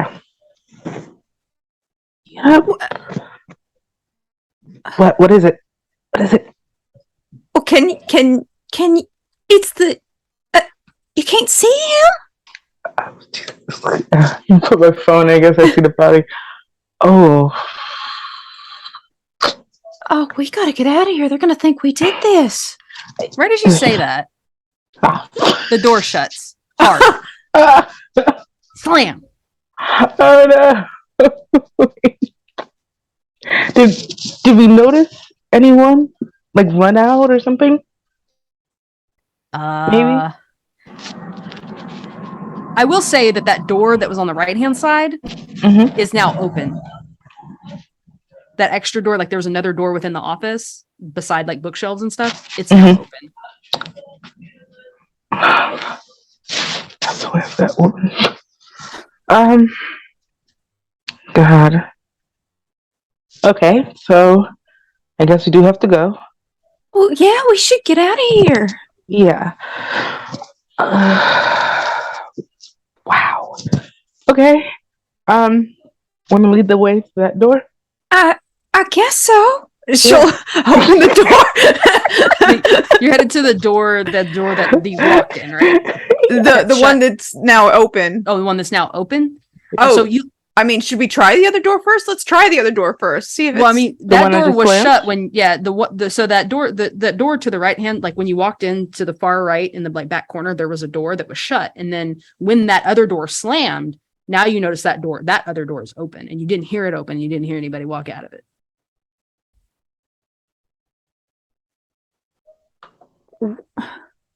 Well, we should try the one we came in through first. All right, I'll try it. Okay. Even though I have a feeling. That I'll is try not open. It Yeah, does okay. not Yeah, open. yeah. Sure. And when the knob turns, but when you go to pull, it's like they're stuck together.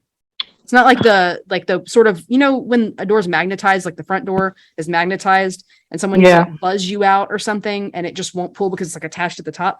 This feels like from the center. It's got pull to it, but you can't get it open enough to even see what's holding it. Okay. Nope. This is not opening. Oh, dang it. Gosh darn it. Okay. Guess we got no choice. What? Yeah. Before we leave, I just want to see something.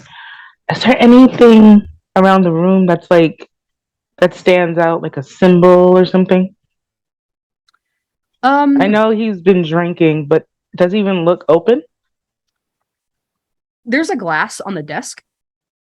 But it doesn't have anything in it. No. And the decanter, like the little like container or whatever, is over there, and there are spots, so you can tell that like this is a setup normally, and it's got like this leather sort of top to it, but it's got these sort of dugout spots where there should be 4 glasses and there's only 2. Yeah. Okay. So there's 1 glass on the desk, then there's 2 over there, and there's 1 that's not there. That's interesting. I'm gonna take a few pictures on my phone of like the area, and then I'm gonna follow Sam to the right door. Yeah. So I mean, if you want to, you could like inspect like the bookshelves and stuff like that and see if you see anything strange on the shelves or but there's nothing incredibly strange. There is it looks like an obelisk or something on the corner of the desk. It looks like it's supposed to be like a paperweight or like one of those weird, like strangely phallic symbols that you find in offices for some reason. I don't know. Yeah. But it's like a spire, like a obelisk. So that is there. And that could warrant further inspection perhaps. And then there's also bookshelves that line each wall as like, and then there's a big window out that way that kind of points out towards this open space that you can see like the hills rolling in the background. And it's sort of at this corner where there's not really buildings blocking it. So it's a pretty good view. Cool. All right. So, okay, if I want to make some investigations, would I have to? Sure. Yeah. So let's do a roll. You're not really in imminent danger right now. So No. I would say let's go uneasy with it. And you can, if you have something that you want to introduce to kind of help you like look around, you can use a scar for that. And I would even allow Sam to be of a help on this as well. Sam Okay. would like to help. Okay. Cool. So you're both have- looking, Sam's kind of supporting and kind of like giving the look over. Could be something like a flash. You could introduce like a flashlight or something that you have, or like a Yeah, she'll hold the flashlight wherever Thana tells her to point it. yeah, we can use it as a scar. If we use it as a scar, we get an extra die. So does someone have like a backstory they could do with something like that? It doesn't have to be. It doesn't have to be that. That's me just spitballing. Oh, even though I introduced one in the, would it have to be the same one, or would it have to be a different one? Did you introduce a scar with a flashlight before? No, with a Or just a flashlight. flashlight? Oh, just with a During flashlight. the food eating contest. Oh yeah. Mm. No, I thought that was a headband. Yeah, that's what I'm saying. I So you introduced can that do as to- many scars. We do a maximum of 5 per episode, so that Mhm. you can or per session. So you can do another one for sure and introduce something else from your past. So like the shoes, right? So like this is just like, you know, something from your past is kind of sad, but then Mhm. introduce this element that will help you in this role. And then you'll have it to use later. So you can continue to use it. Like the headband can help you again later. Okay. All right.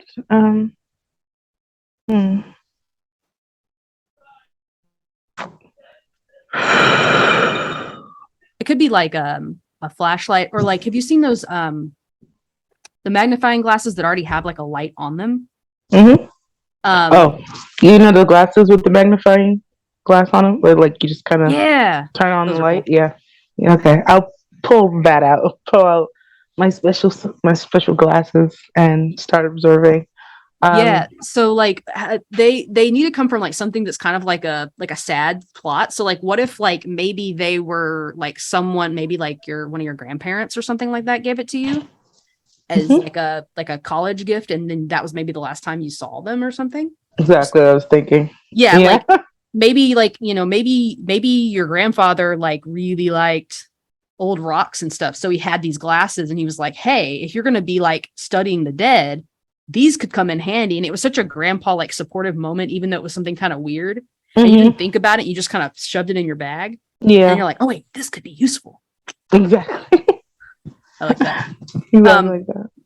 So as you put these glasses on and you and Sam are kind of looking around and you're kind of inspecting everything, you notice that there's a book that seems like it doesn't belong with the rest of the book. So most of the books are like their history books or their leadership books or their, you know, they're things that like, you know, when you think about like what someone who's well educated and learned would have on their shelves, you know, they're like Texas history and, you know, sort of thing. But one of these books doesn't have anything written on the spine. And it's got an odd symbol on it. It's a spiral. Spiral. Anything? Just a spiral? Just a plain spiral? Yeah, it's just like it starts out small and it sort of like flows outward, or maybe it starts out big and flows inward. Mm. Glass half full, spiral, go in. Go anyway. So yeah, it's got a weird spiral on it, and it doesn't have any other like determining. It's leather. It looks leather bound, and it's got like gold inlay at the top and bottom, but in the center of it is that weird spiral, and it doesn't get any bigger than the spine, so it fits on the spine. Oh, cool. You're gonna pick that bad boy up? I was gonna say I'm just gonna pocket that. I didn't even I let you introduce the card. I didn't even make you roll, and I gave it away. Dang Oh, it. sorry. No, it's all good. Go ahead and roll for me though. Do it as you're not in any real danger, so uneasy, and roll with 3d6. Okay, 3d6. And I'll give you something else. Alright. It's a 4. A 4? No. 6, 2, and 2.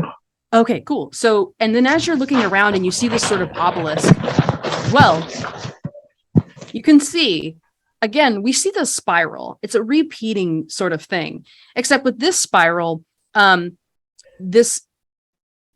the obelisk sort of has this base, and then it comes up into this sort of obelisk, like sort of shape.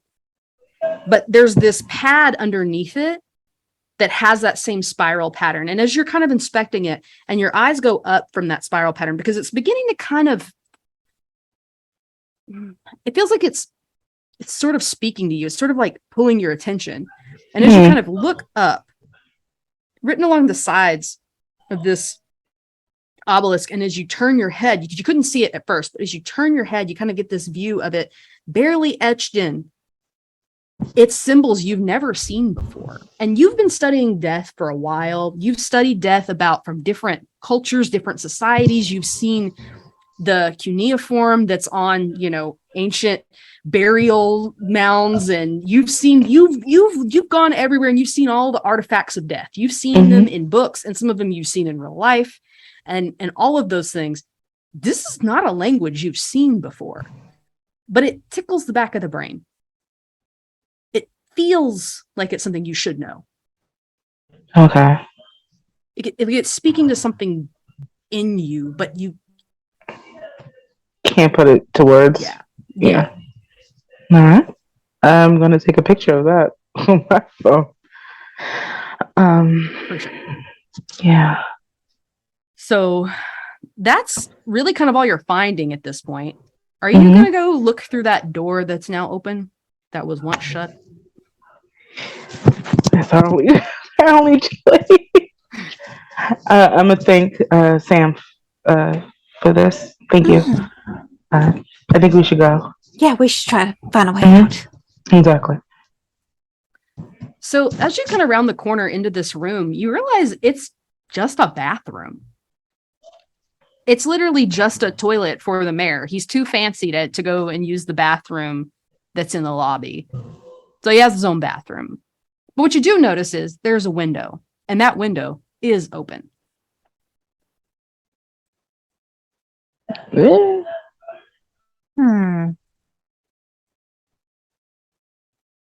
There's some lace curtains kind of blowing a little bit in the wind. Ooh, romantic.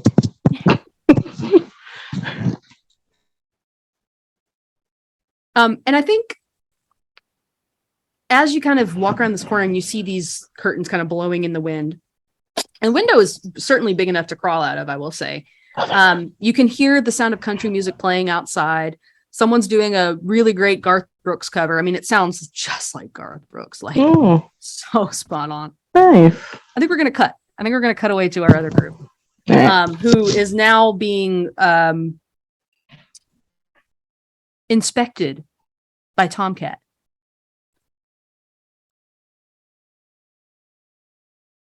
So, hiking. Yeah. Yeah, we're actually members of the adventuring club at insert college name here. I know that college. Texas Tech, I think. Was that what we were saying? Texas Tech. They got a real good graphic design program. Yeah. I'm a photography major. Okay. Neat. But yeah, we're all members of the adventuring club, And, I'm not. We just met just now. well, yes, Kevin and I, and yeah. You eavesdropping? Nah, just thought I'd come and check in on that old elbow, Kevin. Oh yeah, like I said, just another beer and I'd be right as rain. Little wins when it gets to the apex of the rotate. I got you. Here, he holds up his hand, and that he gets that waitress's attention. He's like, "Give me a Coors Light for the man." Anyway, you want to do some hiking? I'll tell you the best place to go on a hike. Yeah. He's swaying a little bit. He's had a few to drink. Mm-hmm. You head up that trail. You get all the way up. You get an option to go left or right. You go left, and you keep going left. Every option you get, you go left. You get up to the top, that tippy top of that horn on that bull's head. There's a cavern in there, better than Carlsbad. Better than any cavern you never seen. Wow. Okay. Yeah. No. If I was going hiking, I don't hike. Well, what's this cavern called? Must have a name if it's best cavern we ever seen. Yeah. Or did Carl's good. God damn it. Sorry. This is better than Carlsbad. It's better than bad. It's good. Mm-hmm. I'll see myself out. Oh, God damn it. Okay. It ain't got no name.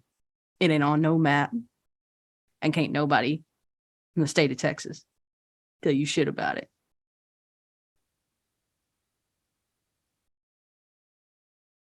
All right. Well, we haven't fully decided yet, have we, James? But I don't know. We may go round up the group and go for a little midnight walk, work off some of the stress from our RV breaking down.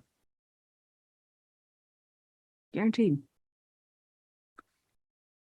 Can I come with you guys?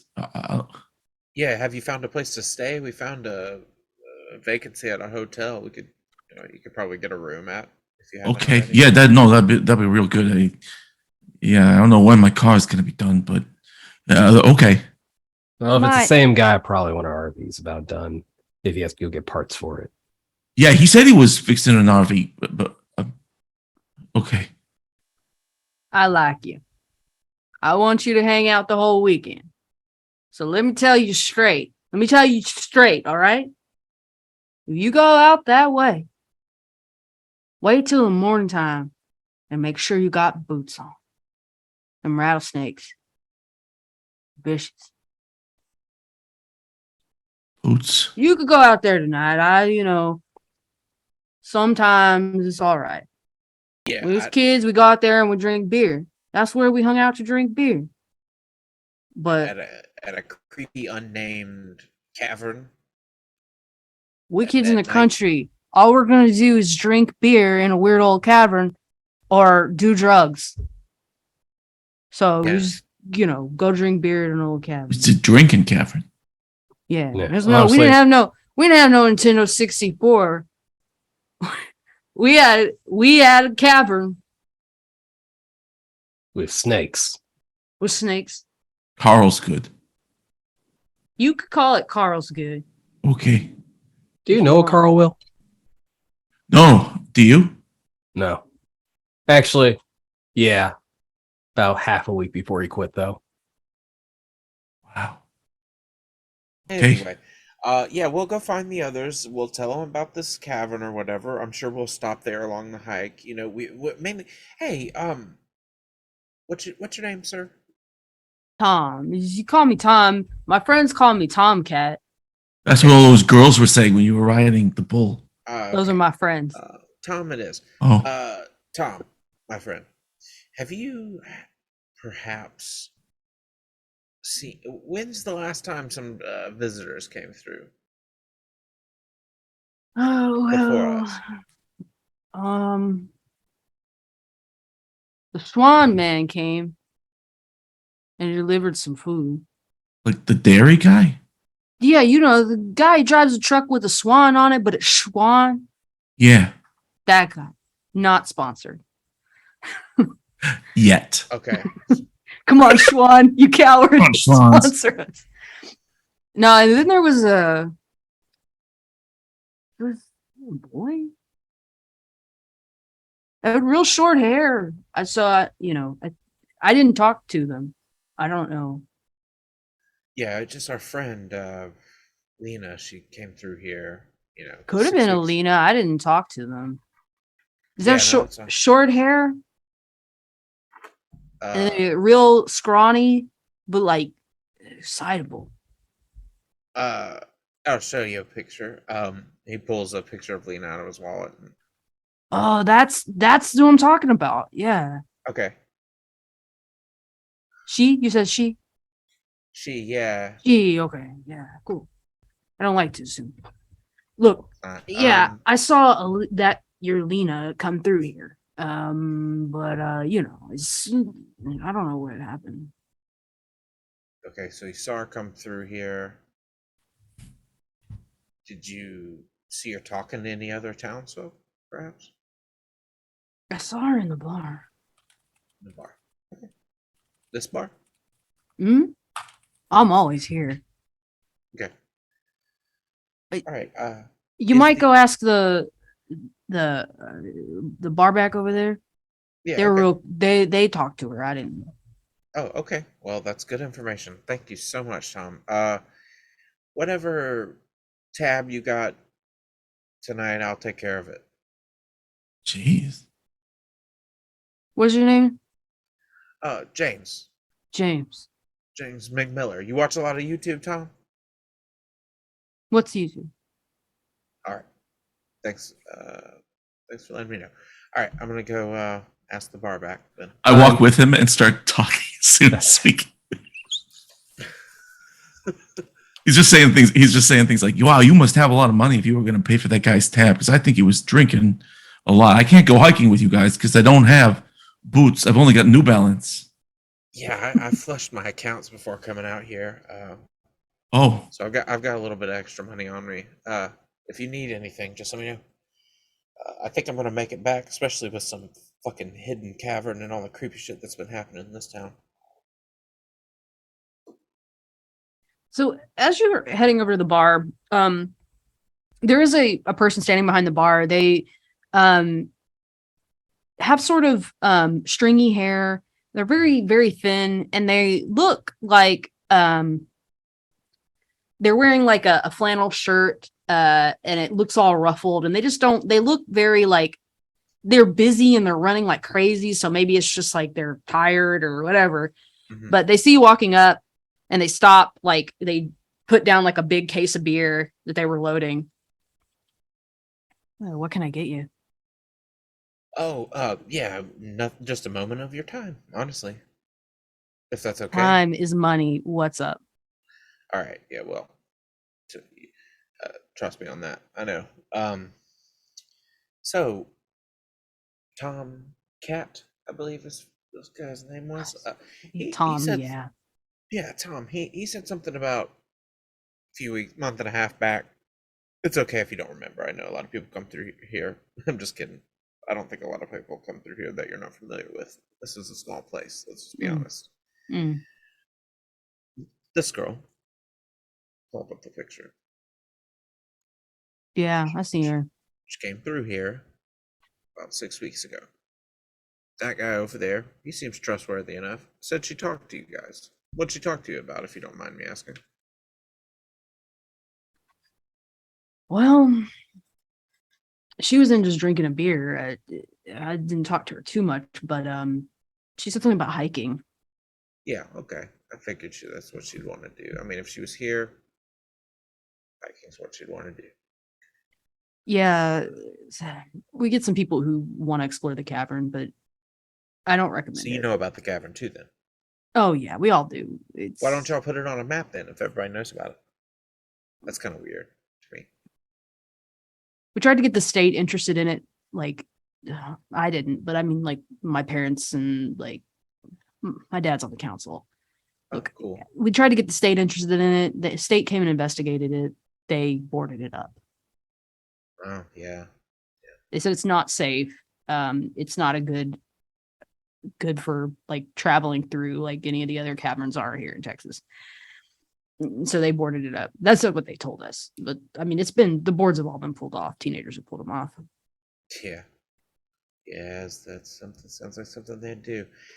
Well, hey, I hate to just come over here like a cop or something and asking you a bunch of questions. I really am just a. You watch a lot of YouTube? Yeah. Oh, hey, check out Nick Miller Time. You'll see what I'm all about. Wait. You like they kind of like lean forward a little bit and look at you. You McMiller? Yeah, James McMiller. Yeah, Holy shit! you must Yeah, have I've seen my. I've seen your shit. I like haunted stuff, so like you kind of come up on my feed sometimes, and like Yeah, I'm not a subscriber, but I will be now. Now that's pretty cool. that Thanks for- Niagara Falls haunt video that I went viral for about a year and a half ago. I bet that's where you started, huh? No, actually, the one that you did about McCamey Manor. You know, Oh, we're yeah. talking about the guy who like terrorizes people at his property. Yeah, and, that like, guy's a weirdo. yeah, he's a freak. I had Yeah, a he cousin did who the went deep- and did that. Yeah. Wow. and Yeah. so- Okay. Yeah, we got a hold of his. We got the PDF. That supposed legal form of his. What a joke. Oh yeah. Anyway, So yeah. weird. Just admit you like to torture people, guy. Like I there know, are people right? that are into For real. that. Like you could get your rocks off if that's what you like, man. Like whatever. Yeah. Wow. Anyway, yeah, no. So yeah, she was interested in the hiking trail. She was talking to. Who was she talking to? And then right as he's thinking about who she's talking to, You see someone come in the door and then wave at the bar back. Let me get a bud. Will waves back at her. See, the weird thing is people have only seen my Niagara Falls video. No one ever watches any of my other videos. So this guy is one of the few people. Like, so it's kind of really, it's starting to settle in how rare of a coincidence this is. So the person who walks in the door, the barback like grabs a beer, a bud, and puts it on the counter, and he walks over. And as he gets closer, you recognize this person. All of you recognize this person. It's Mike. Our repairman, Yeah. mechanic, I think is Like Yeah. the mechanic, like the band. Mike. Mike, you made it back. Find that part for us? I did. I almost left it at Mama's, so you're lucky. She caught me before I got away. I had to drive all the way back to San Antonio. That would have been a problem. Look, I'm Well. gonna grab a beer. I'm gonna get working. Will's in line first. I see you, Will. Yes. Yes. It's an easy fix.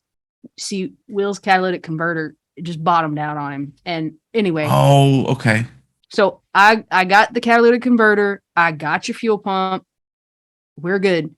Thing is, it's going to take me a little bit of time with that catalytic converter. I think I can do it pretty quick. Done a million of them. You know how many people steal those things? People No. steal them all the time. That's the Wow. thing. Anyway, so I'll get it replaced. I'll get it for you replaced tonight. It won't be no problem. Come back by my shop in about an hour or so, something like Okay. that. I got it for you. Yeah, that's good. I can do that. Yeah. And you get on out of here. And y'all, I'll get you out of here before noon tomorrow. Promise. Okay. I'm gonna stay at the motel where these guys are staying. Oh, you shouldn't need to. We'll get you out of here tonight. Oh, good. Oh, they're tomorrow, and I'm today. Okay, You talk to your fiance. Claire. Yeah. Well, she wants. I'd like to call her like once an hour or so. So yeah, She told her what was you going call her on. once. You like to call her, or she likes you? Yeah, she likes to know where I am and what I'm eating and stuff. So yeah, I checked in with her and she found out about it and she told me don't like load up on barbecue. Like you can have the meat but not the sauce because a lot of the sauce has sugar in it or brown sauce is the sugar. best part. Well, Yeah, it is. Yeah, it is the best part. well, I'm sorry to hear that. Once you No, get it's that- good. Yeah, we're real happy. I bet. He takes a drink of his beer and he does that old man beer thing. I don't think I have a good cup to do this with. You know, where like they'll like stick their tongue out before they drink. You know what I'm talking about? Yeah, the straw's playing for a fool. Yeah, right. And he drinks. He drinks. He knocks back this beer fast, and then the barback gives him another one, and he doesn't pay. He's got a rolling tap, and he kind of does all his little fingers like that, and he's like, "See you in a little bit, Will. You gonna get out of here tonight?" Yes. And he backs Pumps his up out the fist door again. and walks away. Oh. He's like, "Oh yeah, that girl. She was talking to." Barback's thinking, was it the mayor? I think it was the mayor. It's been a while. I guess we gotta go talk to the mayor next. You might go talk. The mayor might be your best bet. You think Wow, he's the out there at mayor. the Peach Festival? He's an early riser. I bet he's already gone to bed. He lives just a few blocks down the road, but you could check at the festival. He might be there. My dad and him are best friends, but Yeah, there's no sense in us bothering an old man in the middle of sleeping and trying to go to a cavern in the middle of the night. We might as well wake up early in the morning. Does that sound okay with you, Kevin? You mind hitting the trail with me tomorrow? Maybe look for evidence? Kevin uncharacteristically isn't immediately putting you down for getting on this shit again, as this is actually the first time I think he's actually heard someone, oh yeah, she has been through here. Yeah. So he does give a momentary pause and it's like, yeah, sure, James, I'll go with you. Might as well ask the others if they're interested if they aren't partied out from tonight. Wonder what those three are up to anyway. I'm gonna wear my GoPro, but I promise I'm not going just to record this. Like I really do want to. I can see you're serious, James, and I take that seriously. So Thanks, man. Hey, Will. Oh, yeah. I just want you to be careful. Get in your car, and I want you as soon as your car's ready, man. Just get the fuck out of here. Like, Well, yeah. Cool. Yeah, I gotta start driving back home. It's like 14 hours. yeah, just stop somewhere else that has a Walmart. Someplace that has a Walmart. Yeah, this place. I have a has Sam's Club Walmart. membership. Yeah, there you go. Find a Sam's Club. Get Okay. you like one of those big plastic containers of the mixed nuts, Yeah. and just a couple of beers and settle in at a motel somewhere with a Walmart. This place doesn't have a Oh, Walmart. I can't drink beers. Oh, yeah, that's They've got carbs in them. The bar Yeah, back they leans do. forward. They have a You ever try to lot of Michelob Ultra? Hey, man. I'm just saying. That's what everybody who's on a diet drinks. That's all I know. I'm okay. Tastes That's like still water and carbs, tastes like alright? shit. The I'll just guys stick to my energy drinks. It'll keep me awake till I get someplace. And Right. sometimes I can't sleep without them. So Oh, okay. Yeah. You might check a sleep specialist about that, but not one here. not one. Someplace with a Not Walmart. in this town. Yeah, someplace with a Walmart Okay. at least. Okay. I gotta go call Claire. Come on, let's go find your friends. Yeah. Okay. We'll go find my friends, and if you know what, I'm gonna fucking go knock on. It's not that late. I'm gonna go knock on that old ass. I assume he's old if he's going to bed this early. I'm gonna go knock on his door. Got to talk to this mayor about Lena because it's gonna kill me if I don't ask it. Because I feel like I'm narrowing in on the lead. Right to the top. Yeah, exactly. Straight to the top. Yeah. Yeah. He's a So guess phone. He's dialing his phone. So y'all are heading out of the bar. Sam and Thana, did y'all climb out that window? What a question.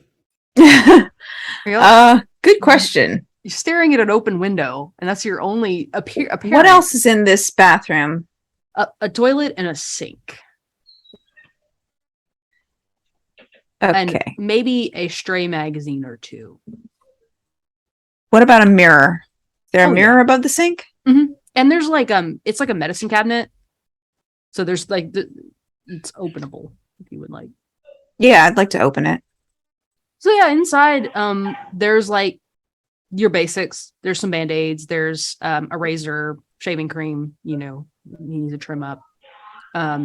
There's some prescription bottles. And one of them is, basically this one of them like a diuretic. One of them's like, one of them's a heartburn medicine. One of them is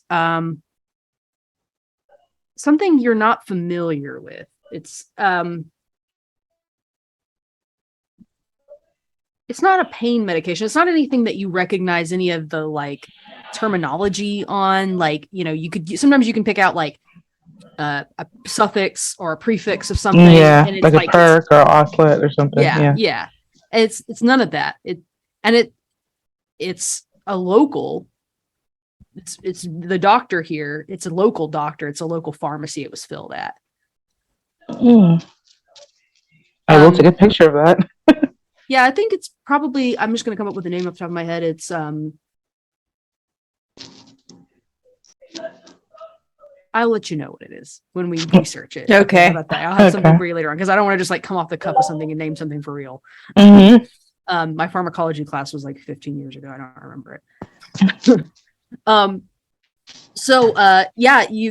That's really all there is in this bathroom. It's kind of, you can just tell it's kind of like the place where the guy, like, it's like a second home. Like if he has to be there, he has to freshen up. This is where he does it. Maybe a little deodorant, like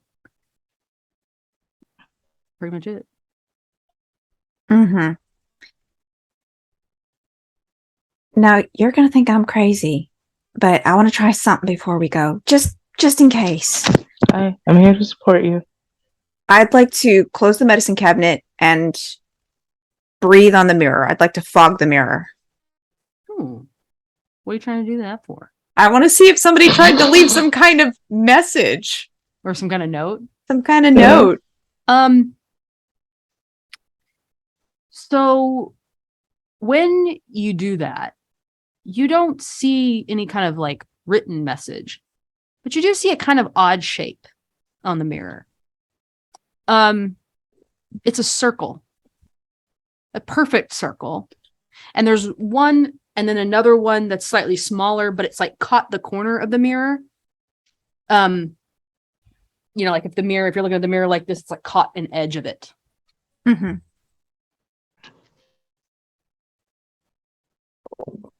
Will that show up on film if we try to take a picture with our phones? Yeah, probably if you fog it up enough. I would imagine. Well, I'll refog it and take a picture. And then unless there's something else, we should try to get out that window before anybody comes along. Yeah, I think that's smart. I'll help you first. I think right as y'all are starting to do this, you hear a whistling. Sounds like somebody just whistling. Coming from where? Coming from the hallway, from the lobby way direction that you came into the room from. Let's go. You go up first. Oh, okay. I'll try to go out the window. The whistling's getting louder.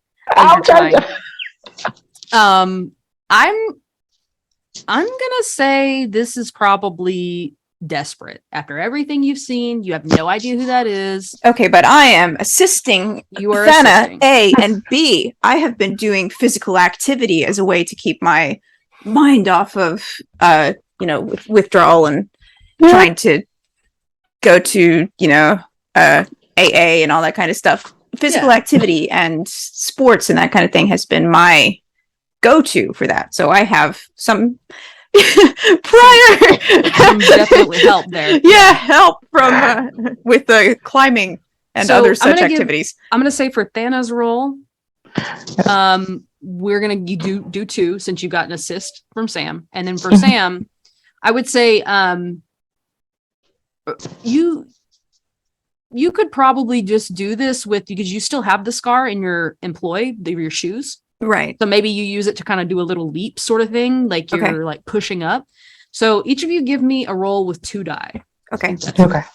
We want to get a 6 here. Hopefully. One. Oh. If you did not get a success, you can push your anxiety up by 1 and roll another die. Okay. I'll do that.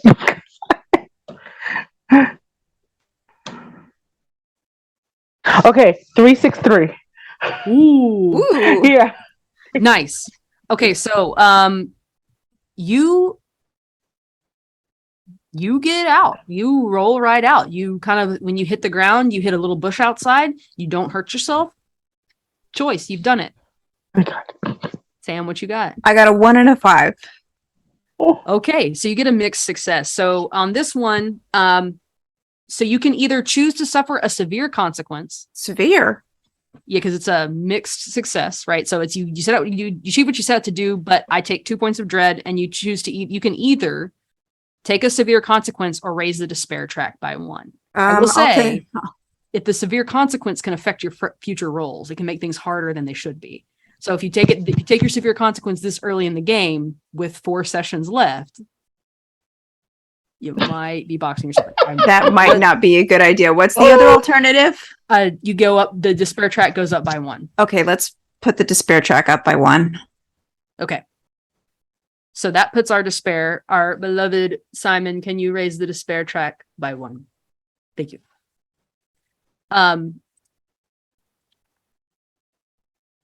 Yeah. So that is that. So you don't get a consequence or anything like that, but we do raise that despair. So and I get a point of dread. No, 3 points of dread, because even on a success and a desperate roll, I get a point. Yeah. I'm amassing dread. This is not good, y'all. So we don't get to see the dread tracker then. Nope. Nope. Ooh. That's a me total. Okay, so all of that, you guys get out, and then I think as you get out and we see Sam kind of her feet kind of like as she kind of flops out and into this bush next to Thana. The door like kind of rattles, and this confused janitor walks in with a rope that was tying the door shut. Mhm. He's no longer whistling, and he's looking around confused, and then he sees the body and screams. Ah!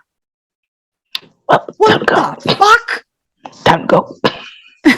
Yeah, let's get out of here. Yeah, friend.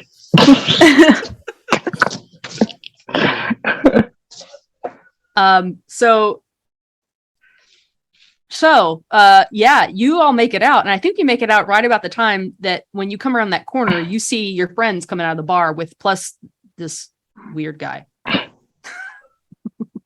Oh my god, picking up people already. And are you Oh, drunk? new Oh my friends. God. Let's get out of here. Guy comes out.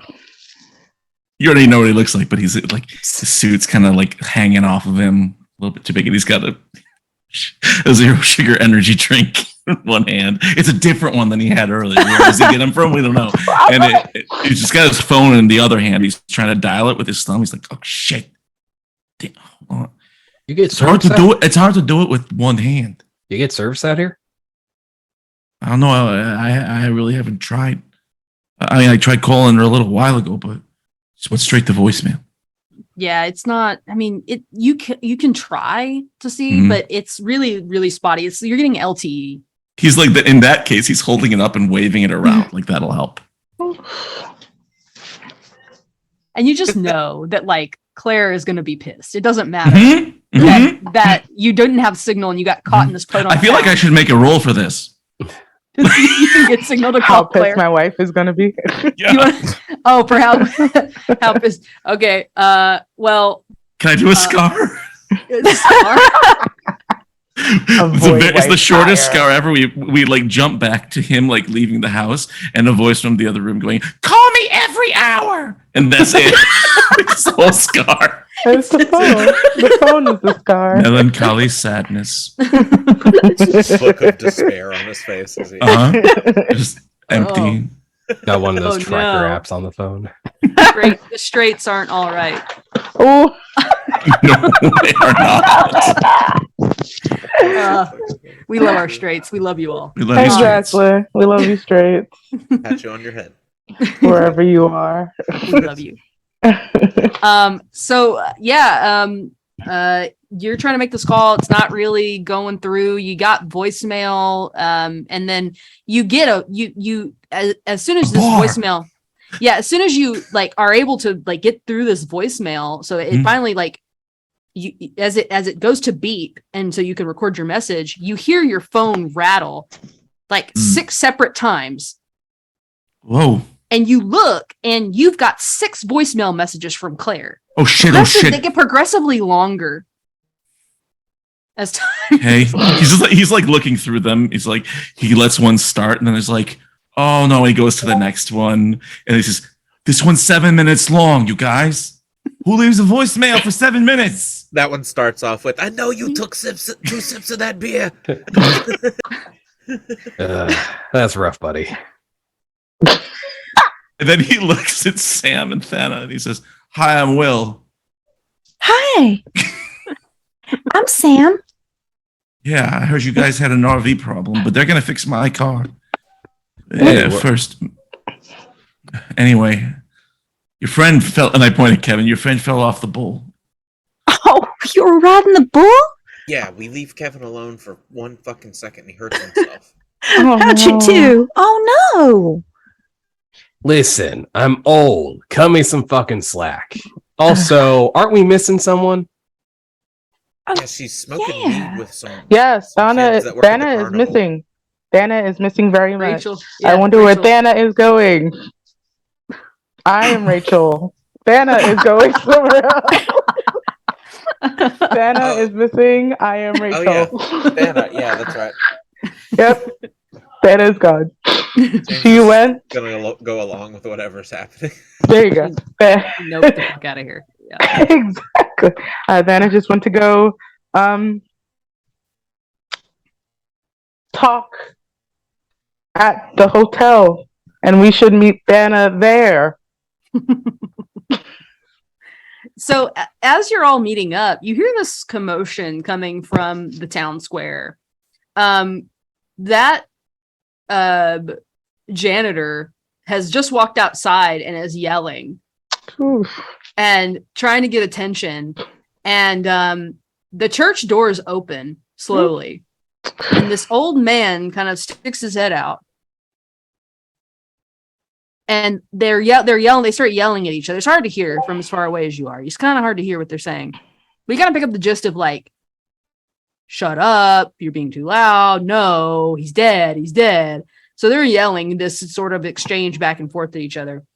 And then the priest kind of like scuttles down the stairs, looking very like hunched over and irritated as he kind of walks, pointing his finger and shaking it at the janitor. And the janitor's like, what the fuck's wrong with you, man? He's dead. The mayor's dead. And nobody gives a shit. And then everyone in the town square stops and hears this and turns. The mayor's dead? The mayor's dead? Yeah, my character's even like, I needed to fucking talk to the mayor. Apparently Lena was talking to the mayor before going hiking. And then people rush inside. You see people start rushing inside to go and look. And then as they all rush in, the priest is holding his hands like this, like, and the janitor's yelling. They're yelling at each other. They're like, the priest is like, you know, screaming, like he's this old man just screaming. And then they turn around, and then someone comes back out and looks at the janitor like, what are you talking about? There ain't nothing in there. The office is empty. There ain't nothing in there. Hey, excusez-moi. Why are you speaking French? That's not so bad. Looks like you can talk to the mayor now. But I'm gonna look through my phone. Is all Maybe the the mayor's pictures not still dead. there? Yeah, there's pictures of their mayor's dead body on your phone. no, Right. hold on, just Sam, Maybe it's mm-mm. Peach Festival Sam, no. tradition, murder mystery. I don't fucking know. Yeah, or like a play. play. I don't know. Yeah, this could be some murder mystery bullshit for the Peach Festival, I guess. But this Or a hidden camera TV show. What were you guys like with the mayor or something? Like, what were you doing, by the way? We've been at the bar this entire time. We just went to get some information at the guest information center. That was all exactly what we said we were doing. Mm. Yeah, I had gave the suggestion to go there and if asked, act like they hadn't seen me all night, so that way they could maybe try and gather some other information that I wasn't able to gather. Did you learn anything about the woman working there, or? You know, I think this is a conversation that would be better had somewhere else. Like, Why can't we just Yeah. talk outside like normal people in front of everyone? Oh, Kevin, you're so funny. I don't get it. Why are we talking all hush hush? You know, it sounds like you guys got a lot to deal with. I think I'm just gonna go check out my car and That's what see I if said, it's done yet. As soon as your Sir. car's ready, Will, you need to just get the fuck out of here. Seriously. Yeah. We need to find some evidence about our friend, I think, before. Who said the- Oh, sorry. Go ahead. No, I was Sorry. gonna say yes, good idea. And he reaches into his pocket and he pulls out 5 business cards, Oh. like the logo of his university. He's like, "Here, you let me know what happens." And he like hands them out, and they definitely each have like a typo on them, like 100%. Oh, Better than well. my business cards is the last place I was at. It was like they were trying to line up like direct phone numbers. So they put like a D and then they put that number and then they were like T, and I don't remember what that is, like It was like telephone, direct line, telephone, and then that had like my extension with it. And then there was F that was like something. And so it said my business cards literally said DTF. DTF. Like, could it be worse than that? Or better. Depending Or on better, the- yeah. Who Or you're better, handing them who's to, I better. guess. Yeah. Anyways, here's my card. This one is my direct number. This one is my telephone. And then this one is My facts. my fax I number. remember- Yeah, that must have been what that F was on my So here's this DTF. There you go. PTF. Excellent. He does not see the issue with these. Right. Well, it was nice to meet Perfect. you, Will. Hope you have a safe drive home. Yeah, I hope your elbow feels better and you find your two friends who are missing. Listen, let me exchange numbers with you, Will, and let me know once you're out of here, okay? Yeah, I mean, your mine's. I got 3 numbers on my card here. Well, okay, but here, let me give you mine. Okay. He takes out a pen and starts writing on his hand. I'm just gonna text you from my number, and you can save it that way. Let's just. Oh yeah, that's good. Here, you can write it on this, and he hands you his business Oh, card. listen, guys, we don't need to write it down. Our phones. Okay. This is Hi, amazing. this is that guy from the town who is also scared, kinda. Will immediately writes it back. Hey, it's Will Masters. We met in the bar. And Okay. he says, "This is my number. I'll see you later. Goodbye, comma Will Masters." Wait, don't forget to like and subscribe them. I do. I definitely do. Put a link into his Just slide that Exactly. YouTube link in there. Nice. YouTube.com/c/ it's Miller time. It's Miller time. Wow.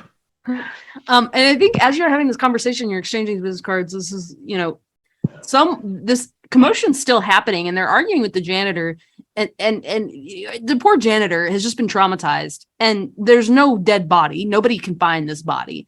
But No then one can find it. coming down the road is a car, and that car, it's not Will's car, first of all. It's not Will's Oh, but it's another car, and it pulls up, and the mayor gets out of the driver's seat, and he's in a robe, and he's in like old-fashioned pajamas and slippers, and he's like, "The hell waking me up in the middle of the goddamn night to tell me I'm dead? Who's doing this? Who's doing this? I ain't dead. I'm standing here right in front of you." I throw a rock at the mayor. Really? No. No, I was about to run. Run. They're gonna amp up quick. I It's know. gonna be a whole different kind of game. Is that I the was like- same man in the pictures that Thana took that was dead in the chair? Yep. Looks the same.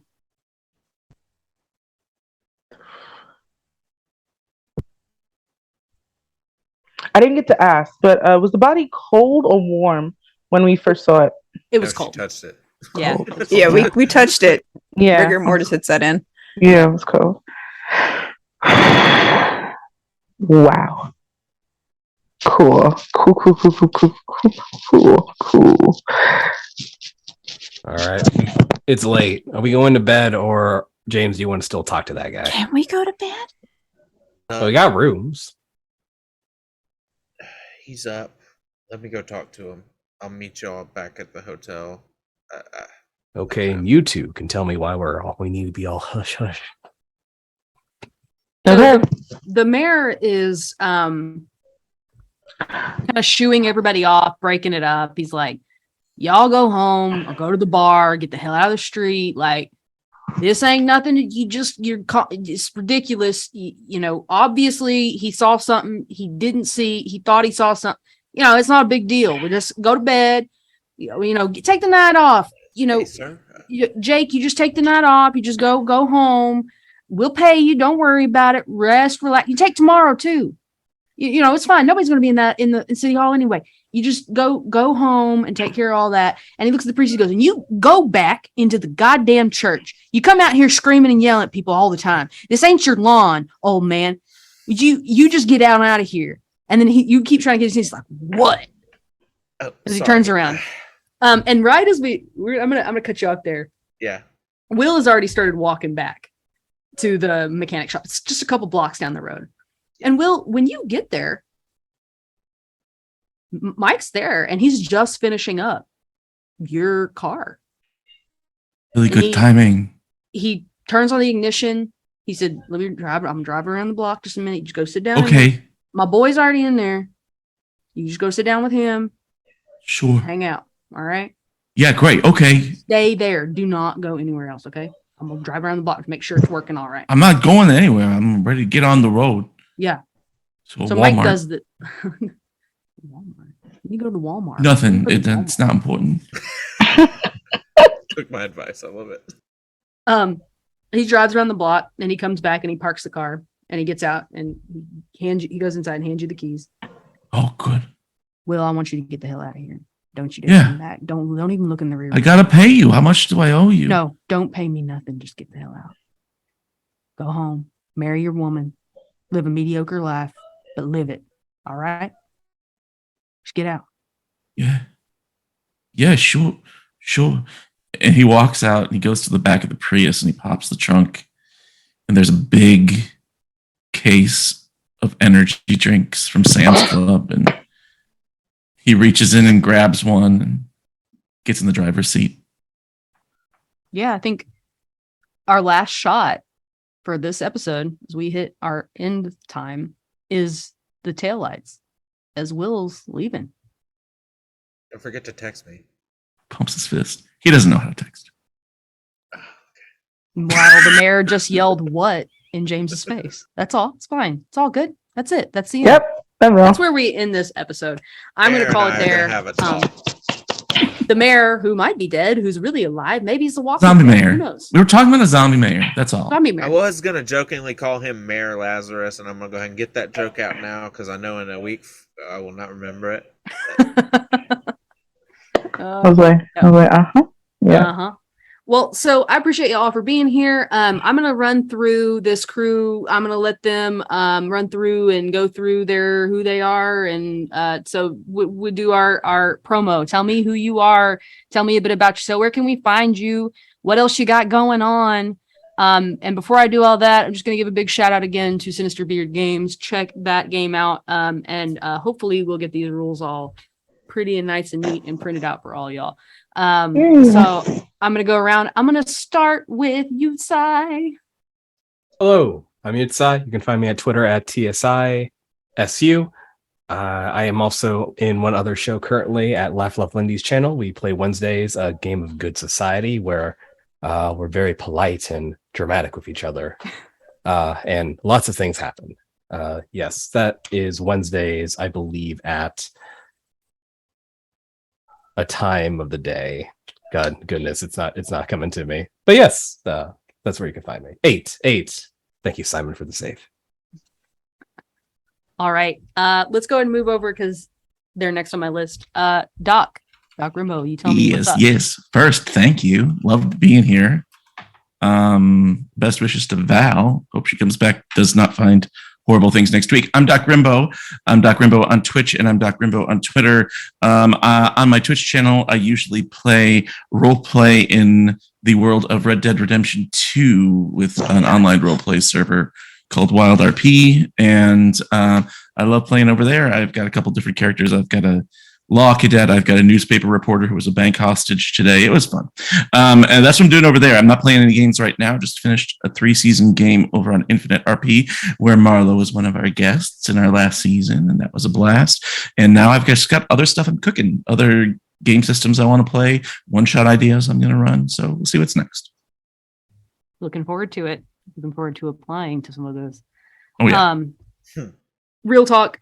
Also, you do professional GMing too, right? Thank you. Yeah, I've just started to do that. And then thank you for reminding me because it's still weird to do that. But yeah, I run over on startplaying.games.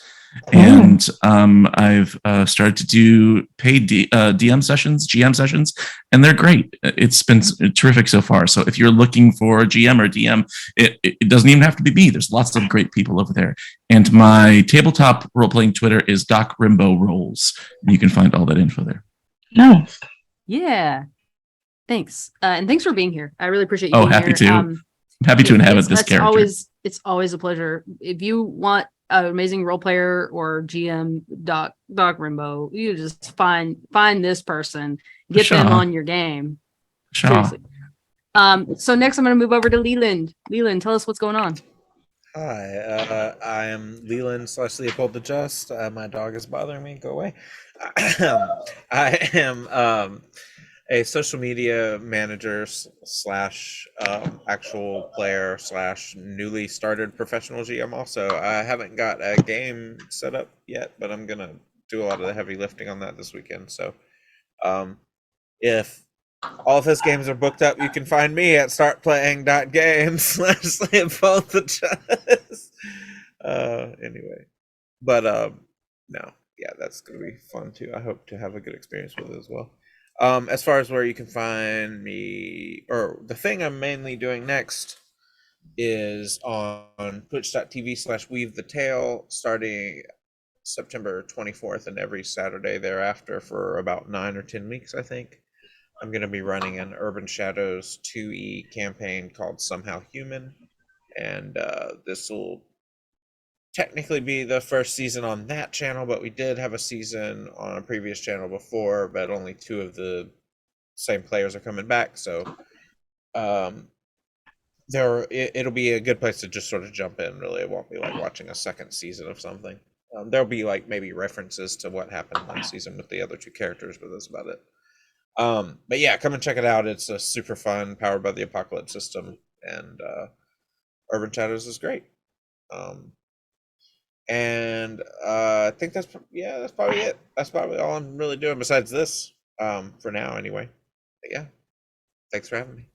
Dope. Yeah, Leland also does the D&D memes on Facebook, and I didn't realize I've been following that for like years. And Oh, really? That's I've funny. just been like seeing you like. That was my first exposure to Leland too. Oh wow. Yeah, and I'm just like, funny. I've been Have you? watching you shitpost for this long. Like, Yeah. Yeah, Now we're I've been friends, shitposting like- for a while. love it. No, that's great. So Ariana, what you got going on? Nothing that I could really say because due to NDAs. But Oh.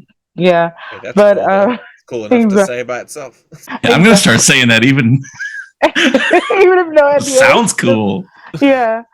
But you can find me at Lady Aima at twitter.com. Just, if you need someone to join your game, or, just looking for someone to like voice in something or sing something, you can reach out to me. I'll be there and keep contact. Other than that, you just reach out and just have a good time. Why not? Yeah, put Ariana in your games. Exactly. Just do it. It's great. Yeah. She's great. Love it. So we got it last, but definitely not least, Hannah. What you got going on? A little bit, but always happy for more. If you want to put me in your games, hey, you can find me here on Thursdays for this game, of course, and then on Saturdays at 1 p.m. EST. Not this Saturday because we got something else going on, but most Saturdays 1 p.m. EST back here for some Scion. In this last episode of Scion, my son of Loki was revered as a god for the first time by some people, and that's going to go over swimmingly, I'm sure. So then at 8 p.m. on Saturday, you can find me over on Praxagora Thesmophoria's channel for some high-level D&D shenanigans. And other than that, you can find me on Twitter at Hanimation Art and everywhere else at Hanimation Studios, or you can look for my shop at hanimation.shop if you want to see the cool stuff that I make. So thank you so much for having me here tonight. This was a lot of fun. I can unmute.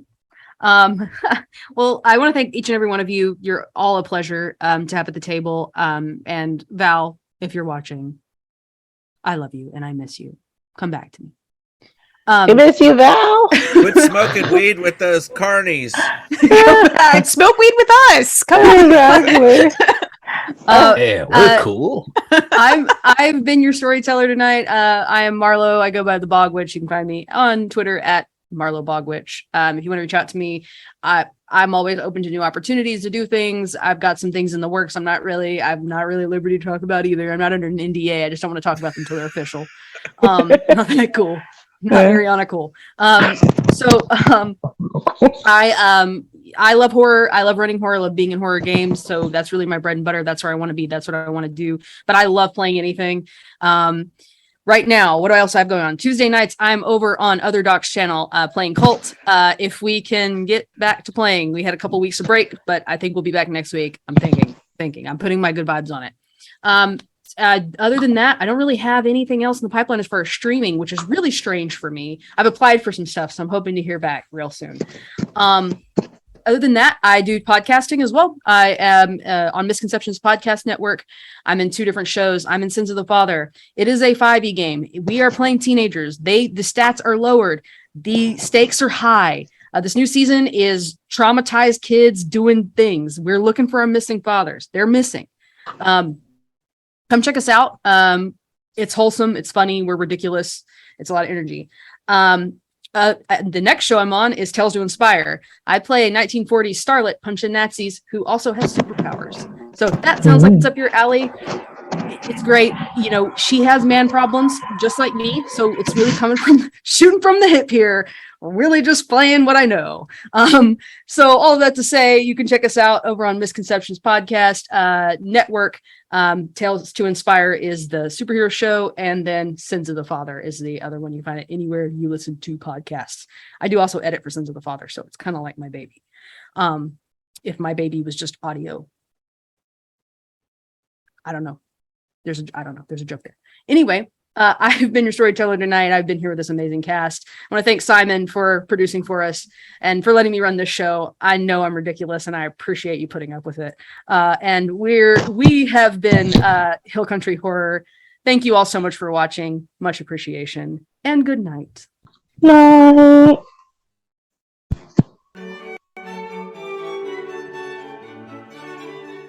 Hey, it's me, Puppet DM, and I'm here to tell you all about the sponsors we have here at the Wandering Society. We're sponsored here by Mage Hand Press, makers of a bunch of 5th edition supplements, like the Book of Kobold or their series of new classes. And don't forget, Arcmada, the amazing sci-fi fantasy campaign setting for the world's greatest role-playing game. Be sure to check them out at store.mageandpress.com. Up next, we have Roll20. It's the platform we use here at the Wandering Society to play all of our games. It's easy to use, intuitive, and it now comes with Dark Mode. Be sure to check them out at roll20.net. We're also sponsored by R. Talsorian Games. R. Talsorian Games make great RPGs, and they've been doing so since the early 90s. Check their books. They've got Cyberpunk Red, which Simon tells me has been played here extensively, Castle Falkenstein, which also has been played here, and The Witcher, which has also been. Okay, we get it! Check them out at your FLGS or online at rtalsoriangames.com. Have you ever wanted to wake up and smell the coffee? Well, now you can with this next sponsor, Found Familiar. Get yourself some damn good coffee at foundfamiliar.com and use the code on the screen to get 15% off. What do you mean I can't drink coffee? What the fuck is felt? And we couldn't end this segment without talking about our good friends at Die Hard Dice. That's right. As a Dice affiliate, we are proud to partner with Die Hard Dice to bring you only the best in shiny click-clacks. Click-clacks? What is... Ow. You can check their ever-growing collection over at dieharddice.com and use the link below to get 15% off.